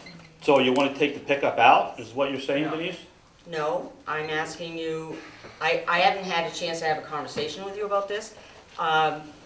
The lease or the loan option so that it doesn't all come out of one year's budget, that's all I'm asking. We haven't had a chance to talk about it. I was in the town office twice today. Jeff, do you, have any idea if they'll give you a trade-in on this thing? You're gonna trade They will get a trade-in, and I got a price from one dealership in Skowhegan for $47,570 with the trade, without a trade. without the trade? So then the trade will bring it down even more. Correct. Yeah, I think we should do that. I'm not doing it alone. What do you think? You guys agree? Yeah, I agree. I think it would be better to do it that way. So what are we doing about fireworks? I'm kind of confused. We're actually, Denise has suggested possibly doing, a split deal with it. We still don't need to spend $16,000 a year on fireworks in town of Madison. Well, in light of all of the conversations we had tonight, I mean, we ought to do away with all of them, then, you know? I Might don't be a good really, idea. it's up to the people. What do you guys think? It's a lot of money. It's a lot of money. Is it too much? What do we do? It's not bringing people into the town of Madison for business. There's no way in heck it's doing that. So, yeah, we just need to know what you want, I guess. I don't know how else to do this. Anybody else? What do people want? We're here. Pick up. 16. Pretty much. It's already been cut down. Hold up. So, anybody, we need to finish this, so, do you wanna, do we put this out there? Do they wanna do away with the fireworks, or? You can ask them. Let us, civilly, please. Yes, Chris? Sally, I'm going down through your list here, and maybe it's just me, I just feel like the whole explanation, when you guys started talking about TIF money, you guys, you didn't want this to get out in the public, obviously, because the way she's wording things, if you go down through this list, I can tell you 90% of the people in this room is gonna say, no, we don't need to spend TIF money on this. This is ridiculous, that you guys aren't being financially responsible for spending TIF money. That is ridiculous. You don't want people to come to Madison? Is that your idea of a solution? I'm all for Madison, business than Madison, I'm all for it, but Sally, spending $7,500 for support for Trio? Come on now. Not support, it's changing. Changing software, $7,500? Well, Why are we doing this stuff? Keep up with the times.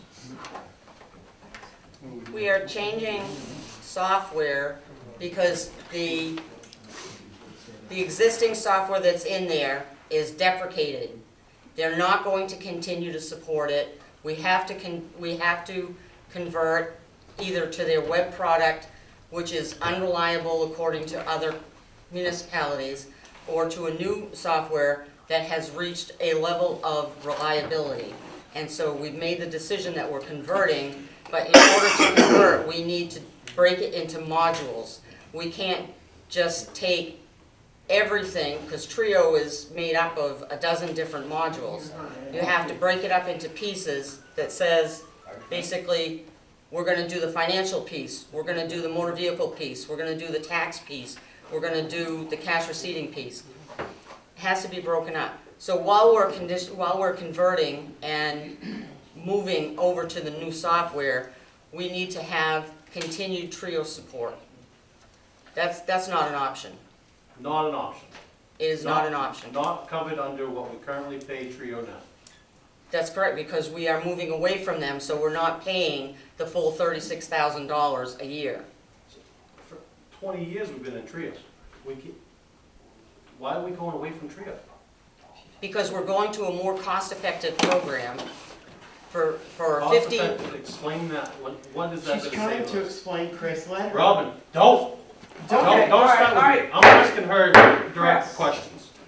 I Let want to know what her the cost is. explain. If you're asking me a question, I will answer your question, but you need to give me the opportunity to explain. So, How much are we gonna save? That's what my question is. we're going to save $20,000 a year. $20,000. We're going from $36,000 a year to $15,000 a year. It's more cost-effective. But in the meantime, we have a pain point where we need to continue a little bit of Trio support until we get that fully converted. Matching grants. Do we think we're in the time right now, to be doing action grants right now? Or saving that TIF money to offset future budgets for the town of Madison? Should be saving it. Isn't that in our budget this year that we can't change anyways?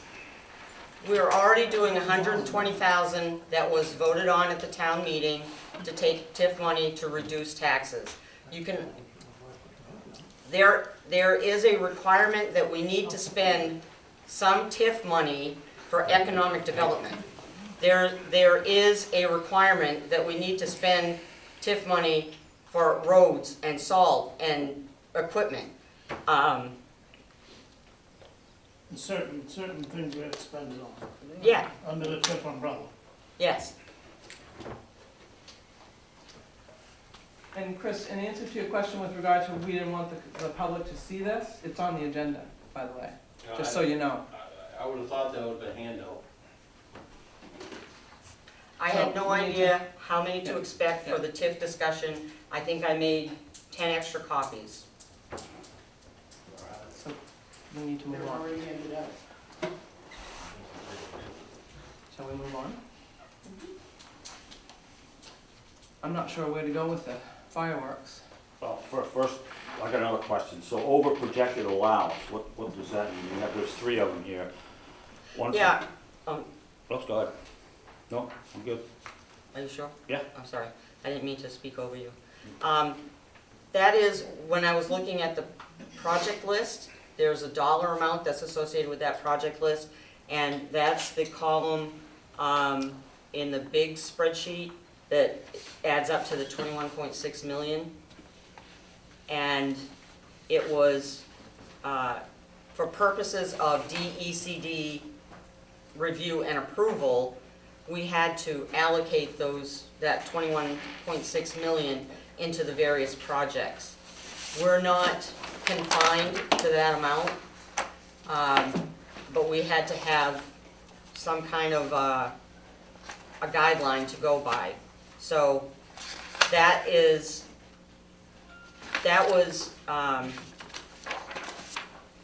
based on the information that I've been collecting since 2015 of the money, of the TIF money that's been spent. So that's an accumulation. So I wouldn't, don't worry about it. Okay, because that's 60% of my salt and calcium No, budget that's- for the winter. Yeah, Basically, that's just it's, for your information. It's a footnote. It's not like, we're not gonna take it away from you. right, it's a It's part footnote. of the deal here. Sally, Yes. do we have a economic value for the fireworks? Do we understand what the town is gaining in revenues for the fireworks? That's a really good question. I do not know the answer to that. And the reason why I ask that, like, you know, we're in a crunch, right? Yeah. We're all hurting, so we know we gotta do away with the fireworks.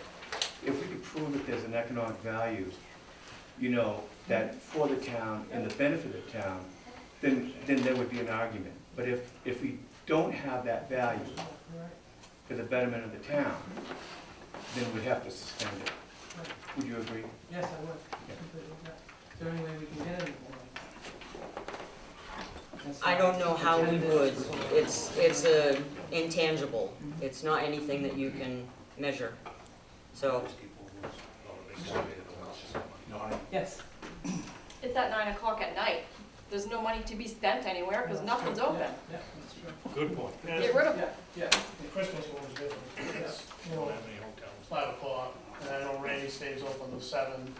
So I don't know how to judge the economic value from the Christmas fair. I know the businesses stay open later. I guess without asking the businesses how much business they garner, 5 to 7 staying open. Not enough to justify you even $100.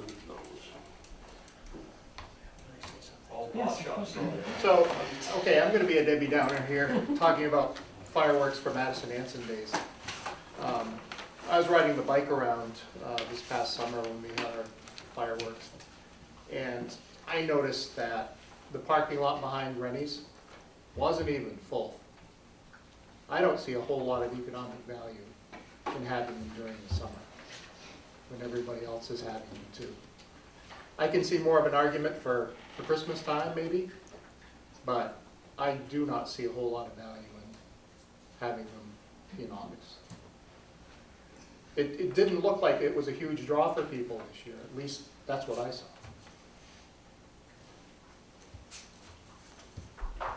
Anybody else? So do we want to remove all of them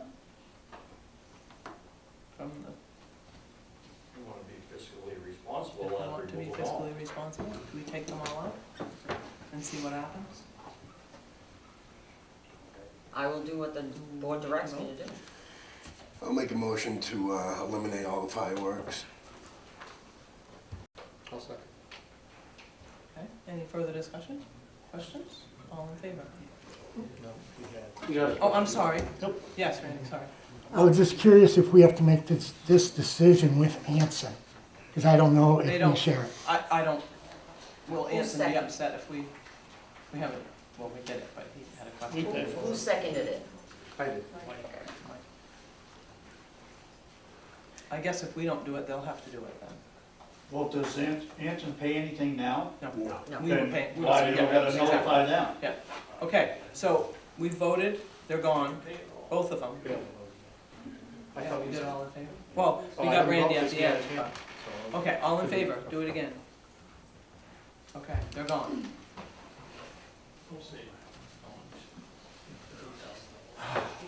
So, that's 16. Right? What's the other $2,000 in that line under Christmas for? If the fireworks are $8,100, that leaves about $1,900. Where's that money? What is that money needed for? Probably, what's, Activities that, well, it's to do the activities that we did. Probably the historical society, the wagon rides, the. Library. Kids, they have kids. we have to pay for what now? We have to pay for somebody to come in and do the wagon ride? What's that fee, do you know? Fine Line Paving usually pays for that. Okay. This is for the crafts and events for during the day and the evening. You have the library that hands out books and bags for kids. You have the Historical Society that does crafts and things. So, Well, we have a parade. That's no fee. Well, I don't yes, understand. ma'am. Sorry. I just have a question back to this software. How many, we've had Trio for many years. Most of the state, not all the state, but maybe 75% of the towns use Trio software. This new service that we're going to, how many towns use it?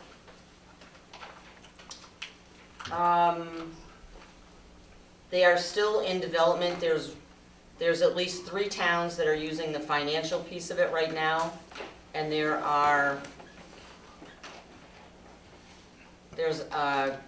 12 or 15 other towns that are signed up to move on to it. It is web-based. It is a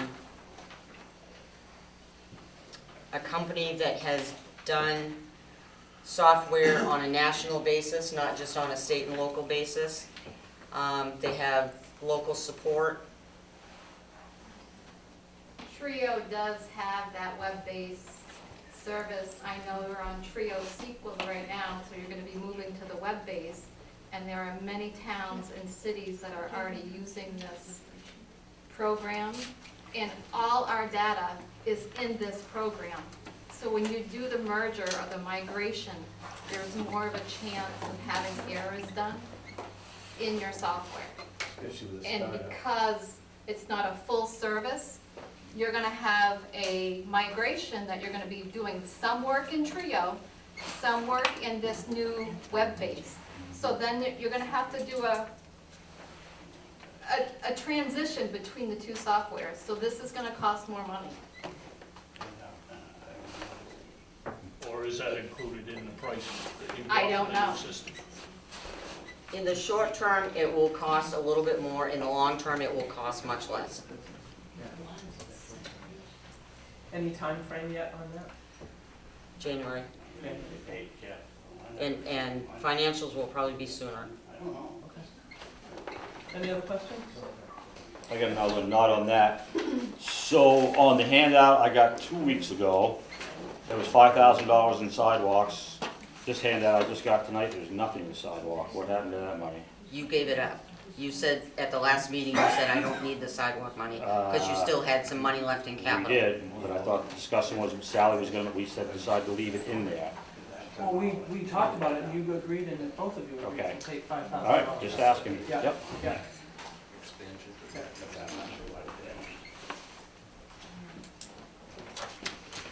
Any questions for us? Anything else?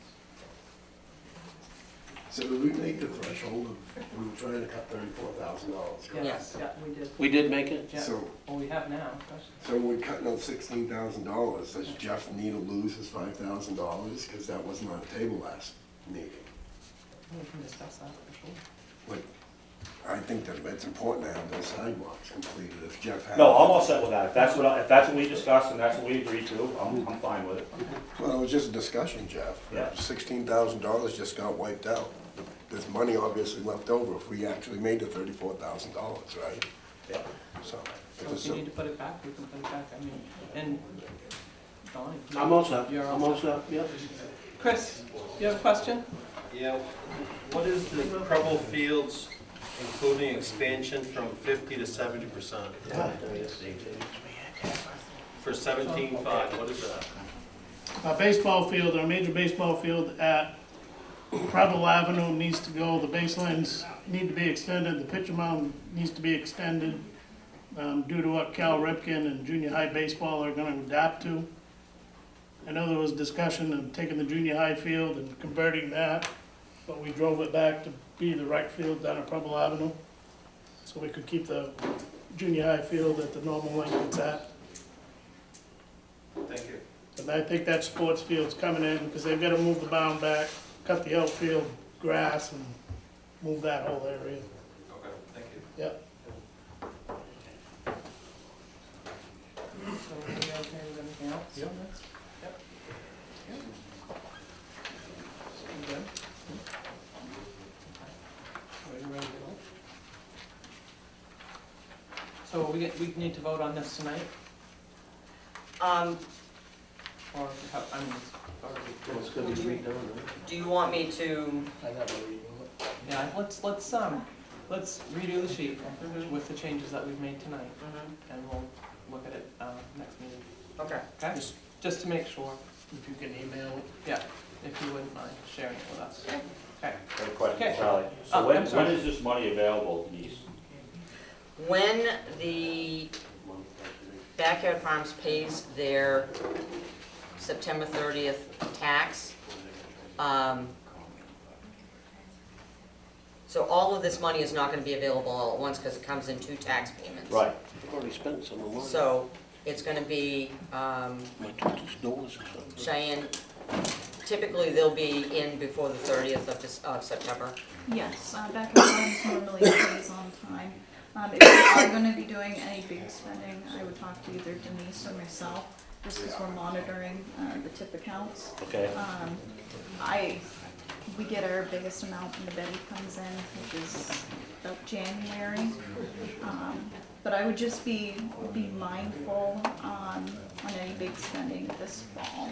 Well, I need to start moving forward and getting some salt purchases and getting, my calcium tank is Which you have empty. more than enough for that, I would just, Okay. wait until after. And the striping was also done on all the town roads this past week, which, speaking with the contractor, I told him there might be a few extra weeks toward the middle of October, and he was all set with that. Okay. So moving on to items of communication, living well report. We have our living well report here in the packet. Anybody have any questions, anything you need to add, Emily, or are we good?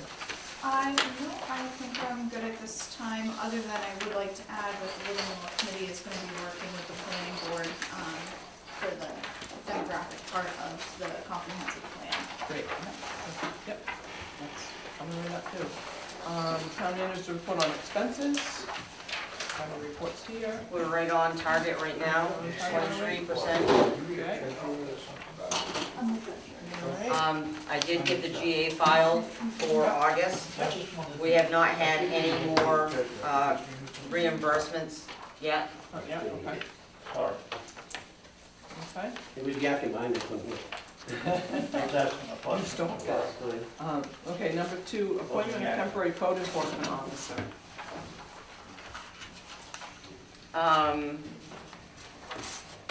No, we gotta do number 1 first. I'm sorry, oh, I thought you did the GA thing already.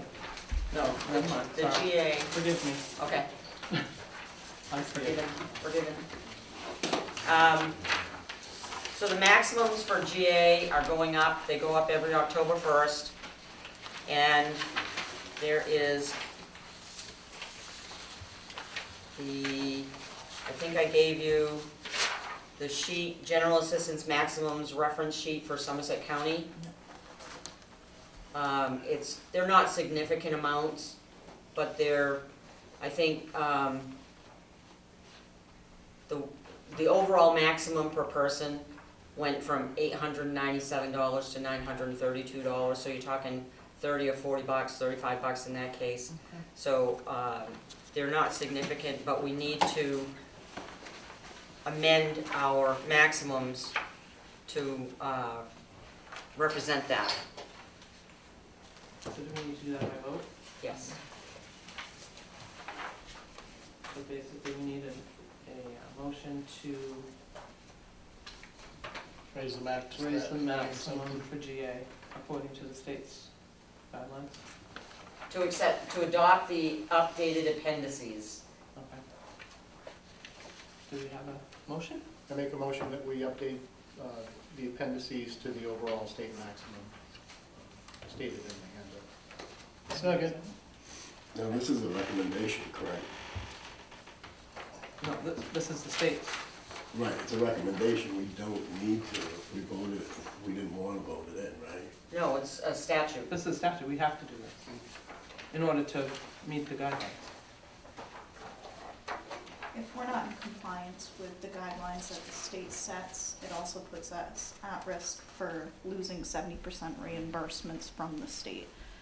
So it's kind of wise to go along with what they said, even if we're not agreeing with the increase that they're proposing to those maximums. Okay, we have a motion and a second, all in favor? How about additional comment? We have any topic, conversation on that, or you ask a question on that? Yeah, go ahead. Is that per month, $932 per month or per year for general month. system? Per month? Yes. Anybody that qualifies can get $932 per month?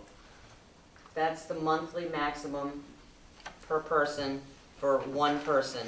And that increases if there are more than one person in the household. Okay.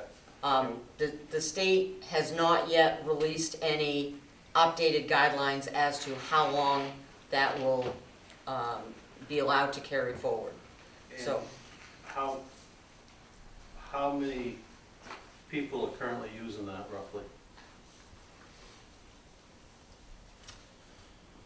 we have six to eight people per month right now. Per month that uses most of that, Mhm. probably. And we get 70% back from the state, so Mhm. we're taking, with 30 of it's coming out of the taxpayer. Mhm. And that's been budgeted for? And how much is budgeted in that?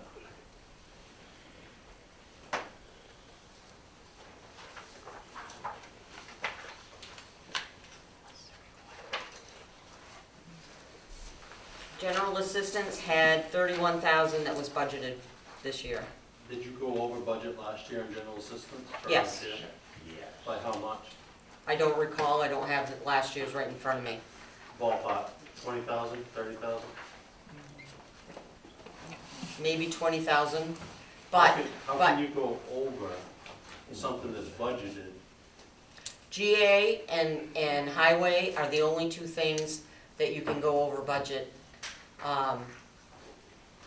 There are, by statute. Even if you exceed your budget, you have to continue to provide general assistance where it's needed, and you will continue to get 70% reimbursement. You can't say, I'm sorry, my budget's done, I can't give you any more money.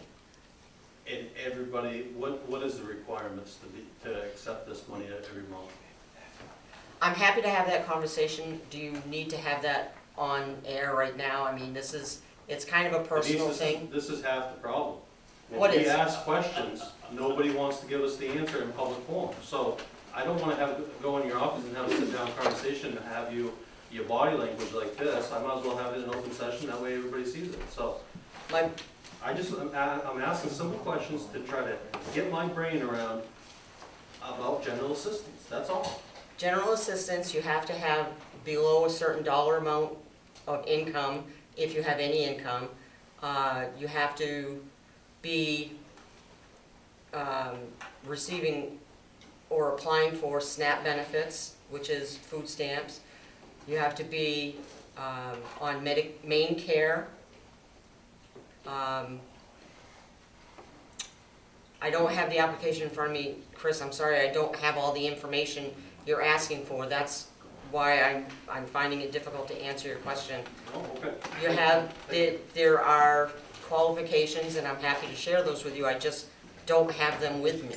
Okay, thank you. They have to exhaust every avenue before we get to that. We're last resort. Okay. You know, we send them out to look for jobs, we send them out to vote recall. They have to apply for Social Security disability, or you know, they have to go through a gamut of things to be eligible. Okay, thank you. So Chris, Oh, sorry. is it okay if I Yeah, add go something? right ahead. So I'm the deputy GA, so when I take in an application, what I'm looking for as the deputy general assistance administrator is I'm going through their bank statements. I'm looking at, I want to make sure that if they have any pay stubs, where did the money from those pay stubs go, matching it to their bank statements? How did they get into this emergency situation? Could this situation have been avoided? And you take all of those things into consideration when you're making a decision on whether they're eligible or not for GA.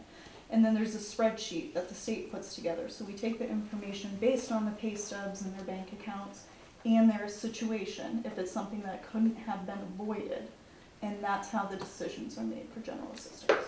Thank you. Good. Okay, appointment of temporary code enforcement officer. I'm sorry. We need to vote. Oh, God, I'm so sorry. I'm getting late. All right, pass my bedtime. Any other motion? We have a motion, we have a second. All in favor? Okay. Now, appointment of temporary code enforcement officer.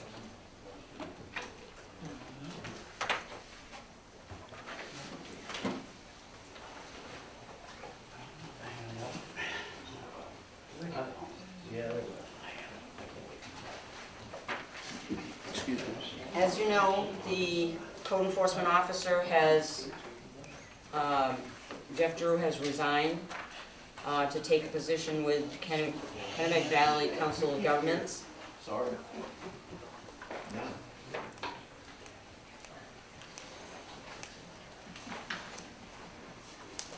And we need to appoint, until we get the contract in place, which we're working on, we need to have the temporary code enforcement officer.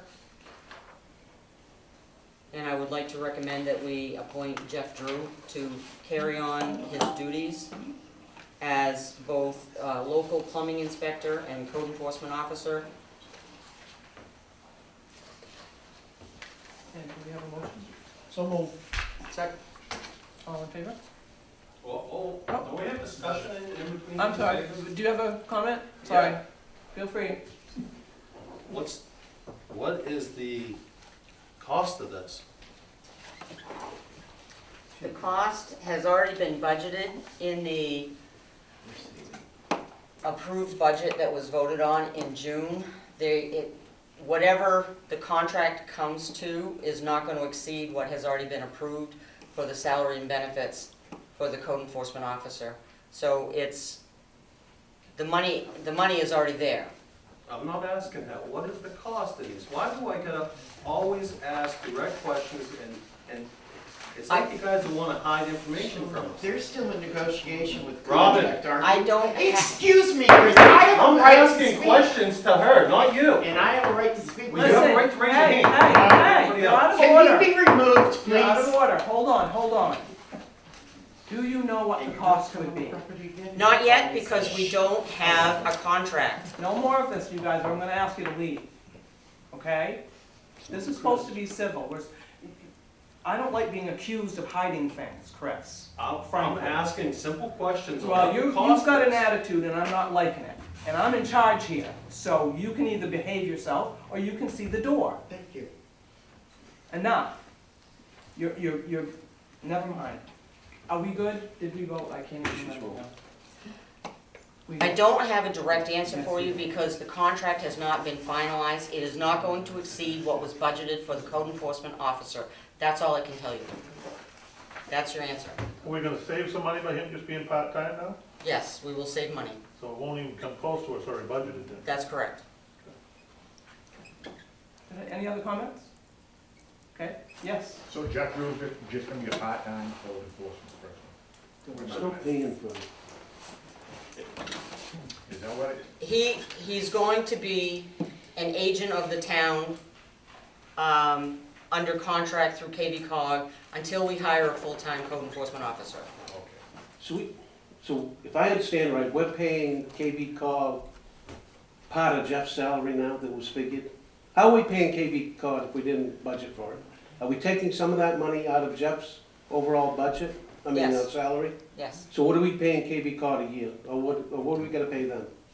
We don't have a number yet, Donnie, for the regional code enforcement officer because we don't have a contract yet. What if that comes in, what's Jeff's salary? 80,000, 70,000? It won't come in, why are you doing that?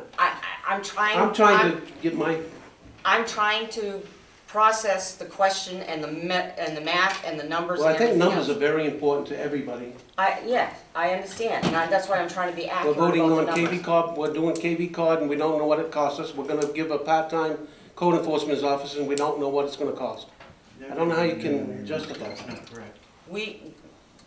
that. What's the ballpark on KV Cog? The KV Cog dues that we pay is about $7,000 a year. Okay. We also pay a planner, $75 an hour. We also are going to pay the code enforcement officer, the regional code enforcement officer. I don't have that number yet. It will be less than what his budgeted salary and benefits is for the rest of the year. And it's not even gonna be that long because we are probably not going to go more than 3 to 4 months before hiring a new full-time code enforcement officer. By Jeff working for KV Cog, isn't he gonna do a lot of the work that he already does now for the town? Yes. Yes. Yeah. Why do we need to have him added on? I mean, is it that much work? No, we had to have him reappointed because he left. He's That not was an basically employee of the just town reappointed. anymore. I understand that. We had to do that. What, if he's gonna be working for KV Cog and doing, I don't know what the percentage of work he used to do for the town, 80% or 90%? Why do we need to have him also back in to do part-time work? Because we have no one to do it right now. He's not gonna do it working for KV Cog?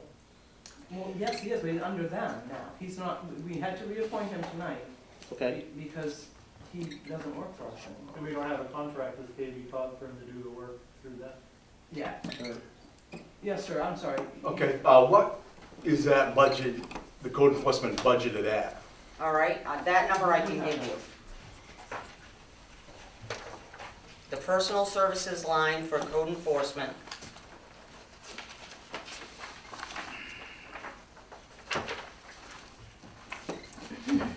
is $57,743.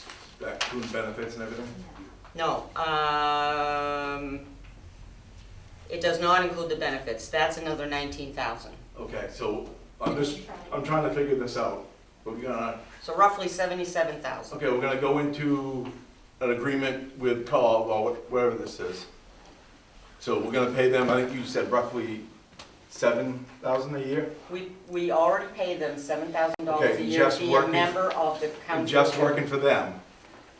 So he's gonna be doing those services, or am I not putting two together, or? First of all, let me explain. That's why I was KB cog, confused. that's our membership to KB cog. We pay $7,000 Okay. whether Jeff is there or not.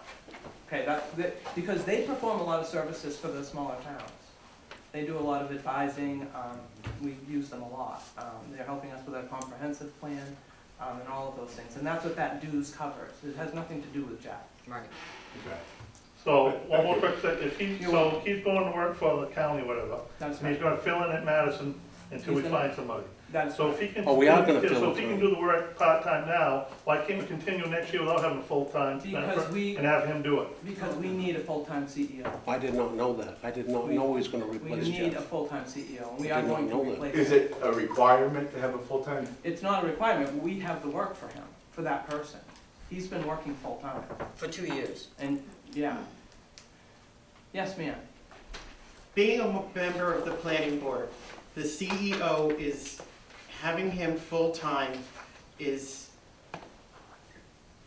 what's the word I want? We need a full-time CEO. We have the work coming in, we have, KV Cog sits in on the meetings that we pay the $7,000 for and advises us on how ordinance should be written, what we should be doing. Without those two services, we're flying by the seat of our pants. We need to have a full-time CEO. We fought for it, it's in our budget, we need to keep it, and the whole board agrees upon that. The planning board. Yes, Yeah. the whole planning board. Any other questions? Okay, and we can vote. All in favor? So moved. Okay, we have a policy on artificial intelligence use, initial concept draft idea. I hope that we're not gonna spend a whole lot of time on that tonight. No, not tonight. No, it's getting late.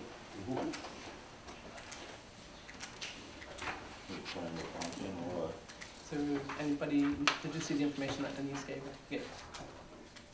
You just wanted to hand that out, right? The artificial Unless- intelligence, yeah. yeah. I gave you a draft of a couple of towns that are using one. And I think I emailed you the MMA presentation. It's just something that is coming down the pike and we need to be prepared for it. So I will be putting it on a future agenda that we can talk, there's 2 sheets there. Yeah, I saw Okay. that. So that we can talk about it. Okay. Because it is coming our way for sure. I know Tim mentioned it today. Yep. And we have a number 4 quitclaim deed for account number 1198, resolved all past due taxes. Yes. This is that qualified catering permit, I should have sent that around earlier. Do we need to vote on that Yep. quitclaim deed? Yes. We have a motion. Make a motion for the quitclaim deed for account 1198, to resolve all past due taxes. Second. Okay. Any discussion, questions? All in favor? So moved. Okay. Additional citizen concerns. Does anybody have any more stuff they want to I talk got about some. tonight? You do. I don't wanna Let's hear spend it. any money on this by any means. No, you got But it. is there any way we can get some type of grant for the ball fields down at Preble Avenue to maybe clear land, make more parking? I went by the other day and there was probably 15 cars right on the side road, and the people don't have much parking. I don't know if there's any grants out there or not, Sean, without spending money from the town.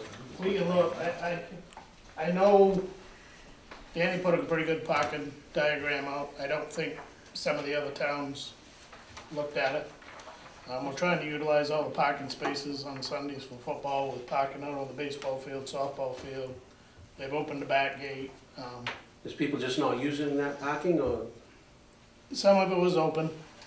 I think a lot of people come into town, from out of town, and use that side of the road. I know we put no parking on one side of it. I don't know if you did that, Jeff. Yeah, we did that a few years ago. I know there's some up on the side away from the entrance to that. I'm wondering if we maybe put it up on both sides. So there's adequate parking if people wanna use it? If they get inside the facility and are willing to walk distance, yes. We had a pretty good parking plan in place. It's just, I don't know, I've been to several, in the springtime of the year, I've been to several softball games where a lot of fields are being utilized, and the parking is very tight, very tight. I know looking I don't know at if we it, couldn't take that middle section right out and use it for parking or. you gotta be careful because there's wetlands in there. Yeah. That's all. Good, Tom? Anybody else tonight? Yes, ma'am. On the bottom of this agenda, the next meeting says Tuesday, October 14th at 4:30. I just want to make sure that that's correct, because usually they're on Monday at 6:30. Yeah, it is, and it's because the. Indigenous People Day. It's the holiday on the day before on the Monday, so it's a Tuesday, and the planning board meets at 6:30, I think, or 6 o'clock on Tuesday, so we needed to move Okay. ours, okay? Thank you. You're welcome, thank you. And Robin? Just a quick question, and it's something that's been on Facebook and also addressed to me personally. Do we or do we not have a full-time ACO? Yes, we do. And how do we contact that person? You contact Somerset County, 696-5373, and they contact the ACO. Okay, thank you. Anybody else? Okay, seeing none, we are going to go to select board concerns. Mr. Martins? None. None? Mr. Bean? Good. Good. We are gonna go into executive session on a personnel matter. Motion? Motion? Motion to adjourn. Motion to executive session. Second. Executive session. All in favor? I didn't mean it. That's okay. I didn't take it personally.